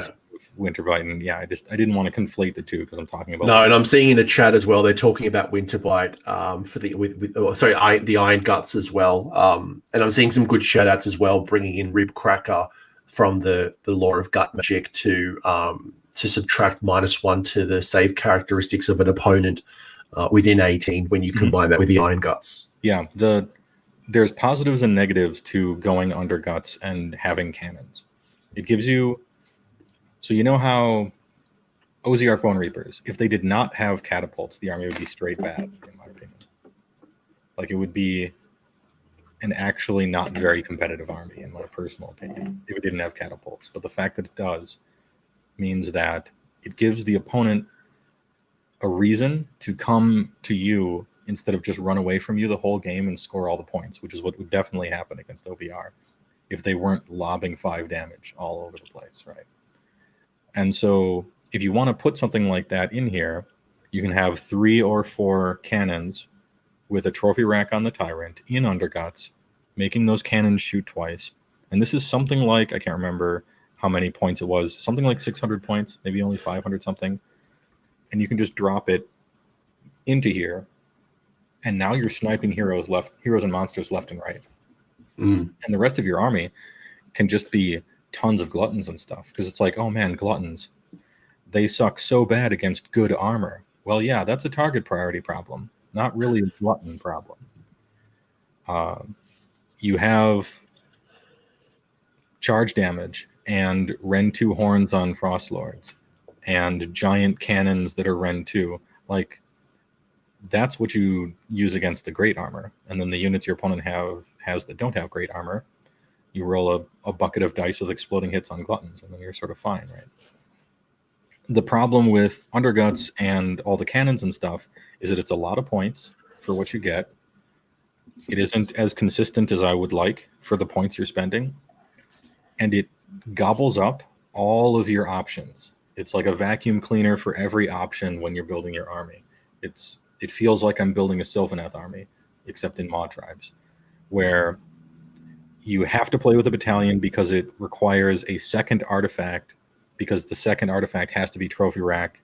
You have to play with a tyrant, which you probably don't want to in a competitive list for the most part, because Slaughtermasters cost 20 points less, and they're just sort of better as force multiplication powers. You know, they got to spin the wheel of value for the 1 and 3 +1 to hit. They got a spell. Sometimes they got 2 spells if you're going Blood Gauntlet, right? So, and it's choosing your subfaction, so you can't choose any other subfaction either. So it's sort of like it devours every option you have, and it's a little more expensive than you would like for what you're getting out of it. But it's such a strong effect, and cannons are sweet that I'm not looking down at anyone for choosing that. Also, no, the cannons are pretty sweet. You can play a Eurobad. You can play like a minimum-sized Eurobad, and then be in Underguts and just put 3 cannons in there. That's pretty cool. It's almost a drag and drop, except for all the options it's eating up. So it's kind of interesting. And again, cannons and D6 damage is very swingy, as chat is saying. Yes. It comes back to the narrative of this whole episode, and that is this book is quite robust. You can clearly see that this, while is primarily a gutbuster build, we're still bringing in a Stonehorn to play a role. Those points could be allocated somewhere else into bringing in those Iron Blasters. You could bring in a Butcher. You could bring in an Icebrow Hunter and some Frost Sabers to do a bit of sideboard shenanigans. Mm-hmm. You could bring in some Man Eaters. You could bring in, there's so many. You could change this list. You know what I mean? Like if there's something that you wanted to bring in or change this is not your style. Again, you do you. This is your hobby. There are different builds for different things, but I think ultimately what we're hearing is synergy is key. You want to think about how you make the most of your investments, because they are expensive investments. You're not throwing around 100-point units. You are truly doubling down on these 400-point heroes or 400-point units. Yeah, that's pretty much in most cases. That's pretty much what you're spending on anything. 12 Gluttons is 400. 8 Iron Guts is 440. A Frost Lord on Stonehorn is 400. If you want to do the Frost Saber Bomb with a Hunter combo thing, it costs about 400 to do that. Like most of the things you're buying in this army are just giant chunks of 1/5 of an army. So I was going to say, it's almost like you're chunking with 400 points, a give or take. So it's almost like you've got 5 investments. How do you make the most of your 5 investments? Again, give or take. Yeah, as chat is saying right now, Skull is nasty, and the Cat Grenade does indeed delete 1 unit, but then it is wiped out like the snows of yesteryear when anything looks at it after that, and you don't have the command points to do the combo again. So it's like 20 damage. Is that worth like 400 points once, and then the thing's dead? Probably not, but like, it's an option. You can do it. And before I ask my final question, what's a Cat Grenade? So Cat Grenade is... If I'm going to go to the page so I can read everything, but you can take an Icebrow Hunter. And, okay. What? Yep. Okay. Yep. Yeah, you take an Icebrow Hunter, and he can use a command point to give +1 attacks to cat, and then you take a bunch of cats, right? Yeah. And so he can, with Skull, mostly Skull, just because you want extra command points. He actually has a War Scroll where you can drop a cat with him, but. So you take, 8 cats, maybe 12. It depends on how many you're expecting to get in or whatever. And he drops down, cats drop down. They roll a 6-inch charge because they get +3 from him. And then you spend like 5 command points. And your cats are sitting on like 6 or 7 attacks a model. And it's all rend 1, damage 1. And they're only hitting like, they're hitting on 4s. You're spending a crazy amount of resources to do something like on average 20 damage to 4 up. Yeah. And then all of your you're out of resources, so you can never do that again. And all your cats are on a 6-up save. So they're just all dead if anything hits them. Okay. But it's a Cat Grenade. It does work. It does what it's supposed to do. It's just, do you want that when you could have just played a Frost Lord on Stonehorn and done the 20 damage anyway? But then when something attacks it, like, it might not die, right? So anyway, it's... All right. All right, cool. From now on, there's now called the cat grenade. I've never heard the cat grenade in my life. I was imagining an alternative blood vulture, but instead of like a big vulture going at your opponent, you throw some type of, I don't know, frost saber cat somehow. Maybe it's like a combination with the gargant throws a cat at somebody. Yeah. When the book first came out, everybody noticed the combo, and I did all this math, and I'm like, okay, if you spend this much points and get this many command points, then how much damage does it do? Okay, what if I use 12 cats? All right, what if I use 10 cats? What if I have an extra command? And from the cheapest version all the way up to the most expensive, it was just never worth like the investment. Unfortunately, it had bad returns, but had bad ROI. In other words, I like it. I do like the Icebrow Hunter and the cats. I keep bringing them up because I am a big fan of them. Especially being able to be brought on from the side of the board. So just gives you that little bit extra utility, and it makes you not one-dimensional, just running up the board and trying to charge everything in your sight, because then you can come in from the side, you can challenge objectives, you could hold them back kind of late. I do like that. Yeah, and you no longer need the battalion to drop cats with the hunter. Although you can only drop 1 unit of cats with the hunter. It used to be you could drop like up to 8 units or something, but it's just 1. And the battalion doesn't add to that. So it's just 1 unit of cats, hunter. There you go. Opponents can be really good at trying to screen and trying to protect all the good stuff against your charging Stonehorns. But when you start asking another question, which is how do I handle these charging Stonehorns on Beastclaw Raiders and try to zone out my objectives and my juicy buff pieces from the Icebrow Hunter with those cats, and those cats are on a very small base, you then start to really challenge your opponent even from the deployment phase. And either it will create opportunities for you with your Stonehorns because they've left a gap, or they're going to leave something unguarded, which your Icebrow Hunter and his cats are going to come in and claim or challenge. And for me, that's why I'm a big fan of the Icebrow Hunter. I wouldn't put too many points into it, but having that as an option is a wonderful utility piece. Yeah, I've made lists with 1 hunter and 6 cats as like a mini cat grenade, or you pretend it is with your opponent. Because usually when you're playing against an opponent, if they see deep strike or ambush, they start just naturally bubble wrapping a little bit to respect it. And you're already winning then. Like, you've won. If they deploy more defensively because they're afraid that cats are going to drop down and one-shot this 8-wound hero that they really need, you don't even need to do that. In fact, that's what you would prefer. It's better that they deploy poorly than if they just didn't care and the cats landed. And so sometimes your opponent deploying unfavorably is already a victory for what you put in your list. And if they call your bluff, it's actually kind of a bad thing. And you just keep it in the air then and wait until turn 3 when it matters more. Because it's not really that, And if you need to, just start them on the table as pure chaff, and then they die. Okay. Just 200 points. Anyway, yeah. Yeah, no, it's great. It's something that I would play around with a lot with Legion of Night. I'd have a terror guys that would come in the side of the board at the very end, but I would never actually put it in the side of the board. It was always a threat. So as I was deploying, and I'd be a 10 drop or a 7 drop. They would be screening as if the terror guys is going to come from the side of the board, and that was never the plan. So that psychology and forcing to ruin potentially a deployment strategy can be that victory in itself. So last question for you, because I've got work sure. and you've got dinner. What have you? And we could talk for hours. This has been awesome.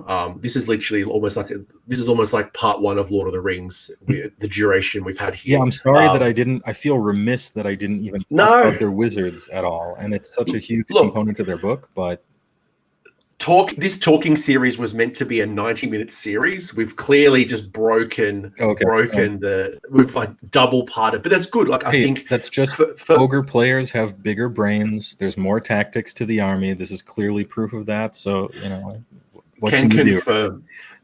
Look, I think one of the many reasons I wanted to jump on here with you, Joe, is because the book's been out now for almost 12 months. And since the book dropped, we've had changes. We've had Lumineth come in. We've had Slaves to Darkness. We've had Zench. We've had KO. We've had all these changes, right? And the faction focuses and the other videos that people have done when those books have been released and we're like, hey, this is the best thing, that changes. And I remember when Beastclaw Raiders very first come out, it was all about Stonehorns. Mm-hmm. And then Stonehorns got changes with their skeleton, and then it was all about the Thunder Tusks. And then we're back to Stonehorns. So that it always constantly changes. And I think where I've really appreciated your insights is not what you're taking, but rather why you're taking it. So that as the meta shifts, as it evolves, as Dark Ents and Dark Elves and Vampire Pirates or whatever comes next, we're prepared to make better decisions and how we can kind of modify our ogre lists. And I think you've given us good logic in how to make the most of this book. Yeah, I think so. So the last question. Now that I've just appreciated your amazing insights for almost 3 hours, the final question I've got is, based off all of the experience that you have had playing with this army, and you have a lot. It's not like you just picked up this book when it very first came out. You have been playing Beastclaw Raiders since Beastclaw Raiders came out many, many years ago. What have you learned over your time that through your experience, you may not pick up, you may not appreciate, you may not know when you very first grabbed this army from all your experience and your insights? Very deep. Yeah. Summarize years of experience in like 30 Right. seconds. That basically is what I'm saying. So a very broad but important point I'd like to make that is very related to this question is the experience playing an army that is trash. You have people online, sometimes me because it's funny, it's fun and funny too, that call units, armies, factions, battle tomes, right? This is trash. This is OP. Like, when you play an army that for probably 2 years, I feel like Beastclaw was tied with Flesh Eater for just straight up kind of being the worst army that anyone ever really played. But yet I still played them every year. I went to 5 tournaments a year. Can I pinpoint every tidbit of information I learned during that time? Not in the amount of time we have left. However, it was an extremely valuable situation to be in. Because when you play an army for any reason that happens to be really bad for a really long amount of time, you get great experience on the fundamentals such that when the new book comes out, you're able to 100% capitalize on every new thing you get immediately. And it's sort of like learning the basics and fundamentals and the meat and potatoes and stuff. I got an appreciation for how important the objective game is when I didn't have a chance in hell at winning the objective game for 2 years and yet playing the army all the time. And so suddenly suddenly Mawtribes' book comes out and you have people that are playing pure Alpha Strike BCR, right? And they're like, nice, now I can finally run across the table and just smash everything. And I have all these people doing that. But the first thing that I started playing is I immediately just started playing it completely tempo. A tempo game that cared about objectives and was very careful with positioning and always thinking about how many points I'm going to score here and retreating all the time, keeping this thing alive, luring a person over here, moving the whole army this way because that guy is slow and kind of spinning around. And so I began, and neither of these were wrong. Like I think Ian went 5-1 with his Yorubad super alpha list. And I went 4-1 with my super tempo, playing to the objectives and making sure all the monsters in the right place lists. And so like neither of us are wrong, but it gave me a good appreciation for an alternative way to play an army based on what you didn't have for so long, and then suddenly you're amazing at it. So I suppose specifically when it comes to Mawtribes, rather than just in the game itself, I would go back to those three first important things: speed, objectives, and drops. Damage is fun, but points win games. Think ahead. Choosing who goes first is hugely important, even when you don't choose to go first. It's always good to have that option. And leverage the fact that your guys have such great movement. And the power projection in the army is very good for an army that doesn't cheat. And by doesn't cheat, I mean, you're not Hand of Gork, you're not Ambush, you're not Deep Strike, you're not teleporting every turn like Seraphon, pardon me. You're not teleporting or anything like that. But you just generally have very quick units that are all individually good. And that's very important too. I can move in 5 different directions with this army. And if I was on the list that everybody else is playing, I could move in 4 different distinct directions and put about 100% power into all 4 of those directions. Versus a lot of these Death Star giant blob and a bunch of stuff for 1,000 points to support it that can only kind of crawl forward and hope the middle of the table is good enough to expand left and right, And so that kind of stuff with the objective game is really important as well. Also, ABC, always be charging. Don't get got. And don't get trapped in a tar pit. Don't be afraid to retreat, especially when you're going to roll priority the turn after you retreat. Don't get surrounded. Everybody's playing blobs of men in this game. Fight against the blob menace. You've raised some really, really, really good points, and I think the bloodlust can be real with this army. It's very strong. It's very mobile. It loves combat. It rewards you for being in combat. But just because you can doesn't mean you should. Just because I can drive with my feet, or I can drive with a car with my feet, doesn't mean I should. Yeah. And I think what you've just said, some things that people need to learn more and more about is things like retreating. Not in the heat of the moment, a lot of people don't think about retreating as an option. They think about it as, I'm going to fight my way out. I'm going to use Metal Cruncher to get my way out. I'm going to try to just get out of this. But actually, the better decision was to retreat, go for an objective, challenge an objective, position yourself better for the late game. Yes, you could kill this unit, but ultimately, the way you win this game is by scoring more points. Yeah. Not kill points, victory points. Yeah, mental checklist is pretty good for most decisions on the table. Like when you're about to do something, be like, wait a minute. All right, so why am I doing this? Why am I here? Why is my opponent here? What else can I do? What else can I do here? I want to go over there, but whenever you make one decision, you say no to like 4 other decisions. So what else could I do? What else could my opponent do? And, you don't have to like have a Socratic, philosophical session every time you're about to move some model, but going through a quick checklist of, all right, now as far as this is concerned, who's the control here and who's the beatdown? Who's winning? Who needs to, who's the underdog at this exact moment that needs to do something to shift how the game is running so that they can start winning? What is this unit really doing here? When this combat's over, what's going to happen with that? How close is it to anything else? The fact that you only have to move 10 guys or so, you can spend an extra 30 seconds thinking about what to do because you're saving a minute, not moving 100 netters, Absolutely. And that's actually one of the many reasons why I'm so excited about the Sons of Behemat. I cannot wait to do my version of the Beastclaw Raiders and literally have like 9 models. Points do win games, not kind of killing your opponent.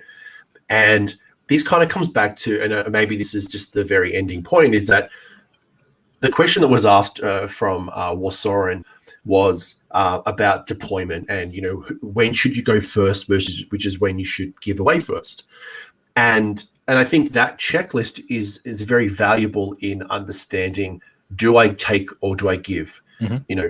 If you would play if I was to give, and this comes with time, if I give away first turn, what could happen? They can move up 6 inches or they could run 12. Mm-hmm. They could cast a couple of spells, but unfortunately I'm out of range. I'm out of range because they're all 18, 12-inch spells. Maybe they put in a spell on the table, maybe they don't. They might score 4 objective points because they've moved up X amount of units. and they'll get a command point. Okay, that's what I know about turn 1. What can I do? I can do X, Y, and Z.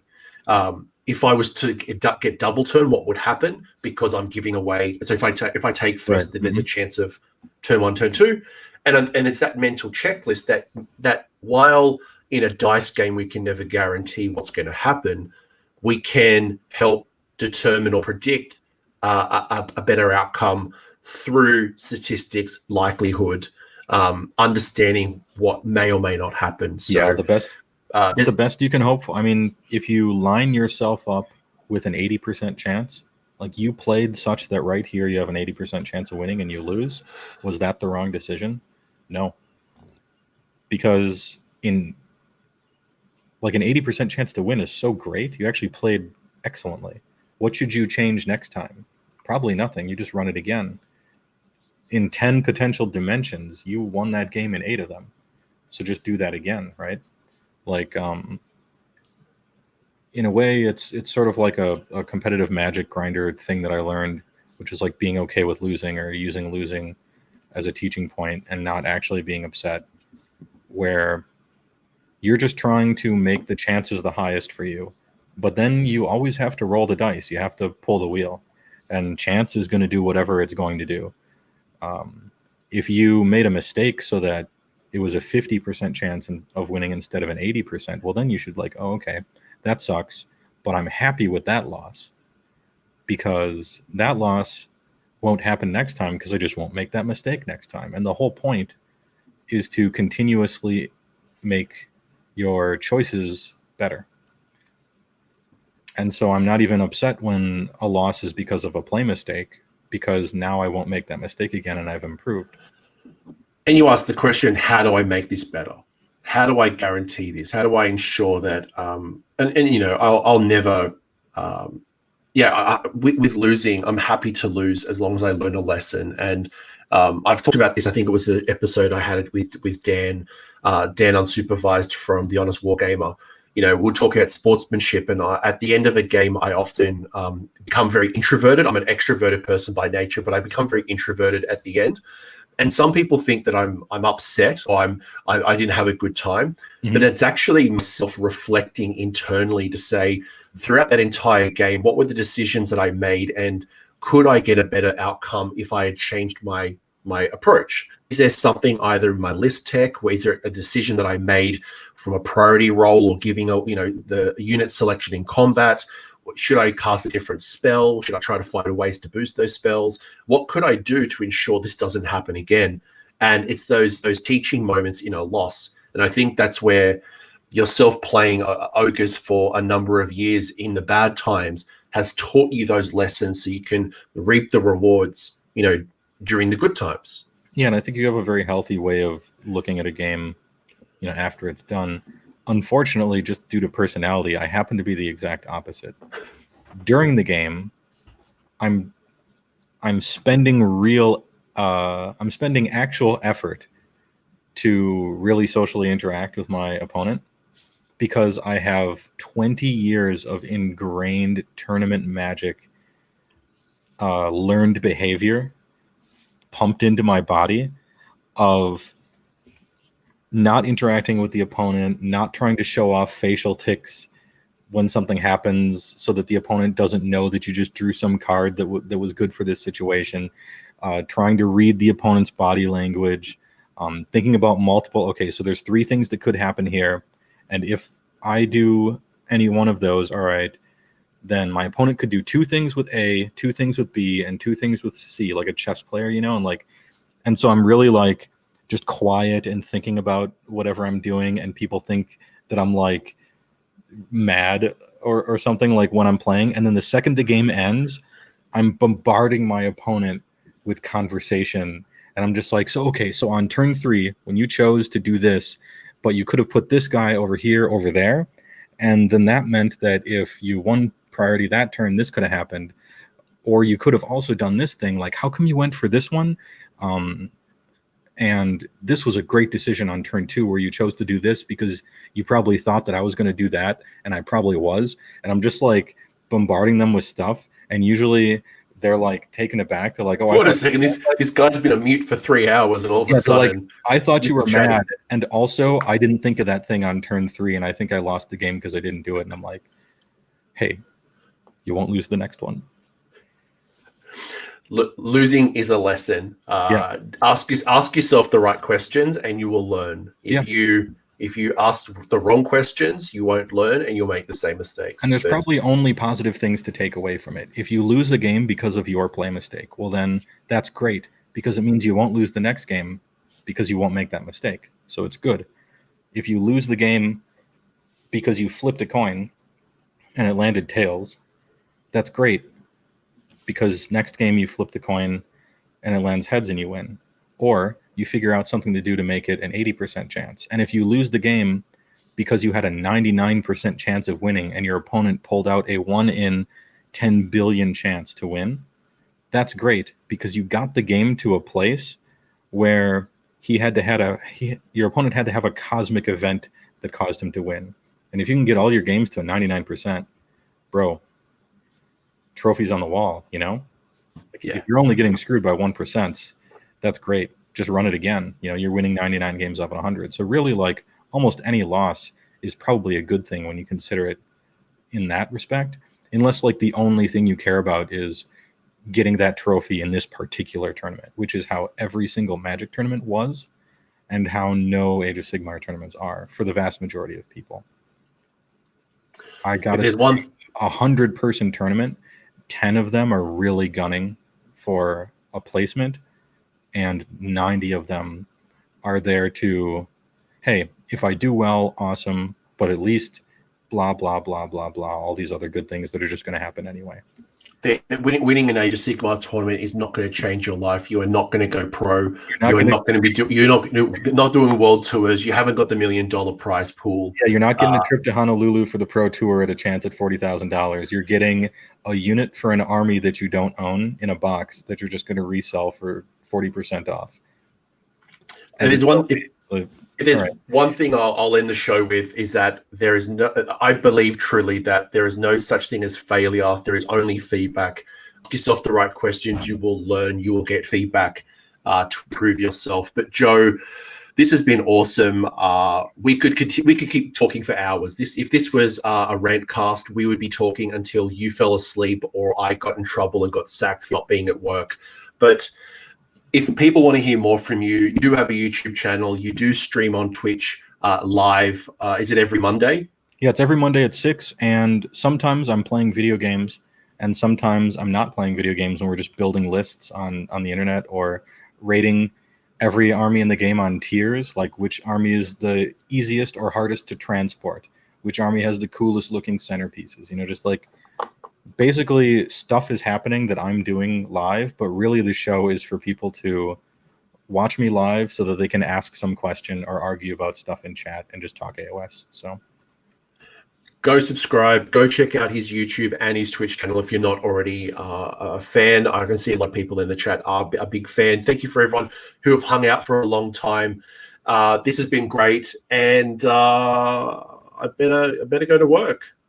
Yeah, thanks for having me. I hope you don't get fired. I appreciate it. Well, if I get fired, I guess I'm making more content, right? Yeah, hey, if you get fired, you know, there is no failure. There is only, there's only opportunity, right? So, and let's close out the show. Is ABCs. Don't forget your ABCs, Joe. What is it? Yeah, don't forget your ABCs. Always be charging. Thanks, everybody. Mate, how good was that video? Surely it's going to go straight to the pool room. If you enjoyed that video, I would appreciate it if you crush that like button, and if you have an opinion, leave it in the comments section. That lets YouTube know it's a great video and it should share it with other Age of Sigmar players. Cheers to all the bloody legends here on the screen who have financially supported AOS Coach on Patreon on YouTube members. Their contributions have helped me improve the quality, frequency, and the variety of content on this channel. So cheers guys, you are bloody legends.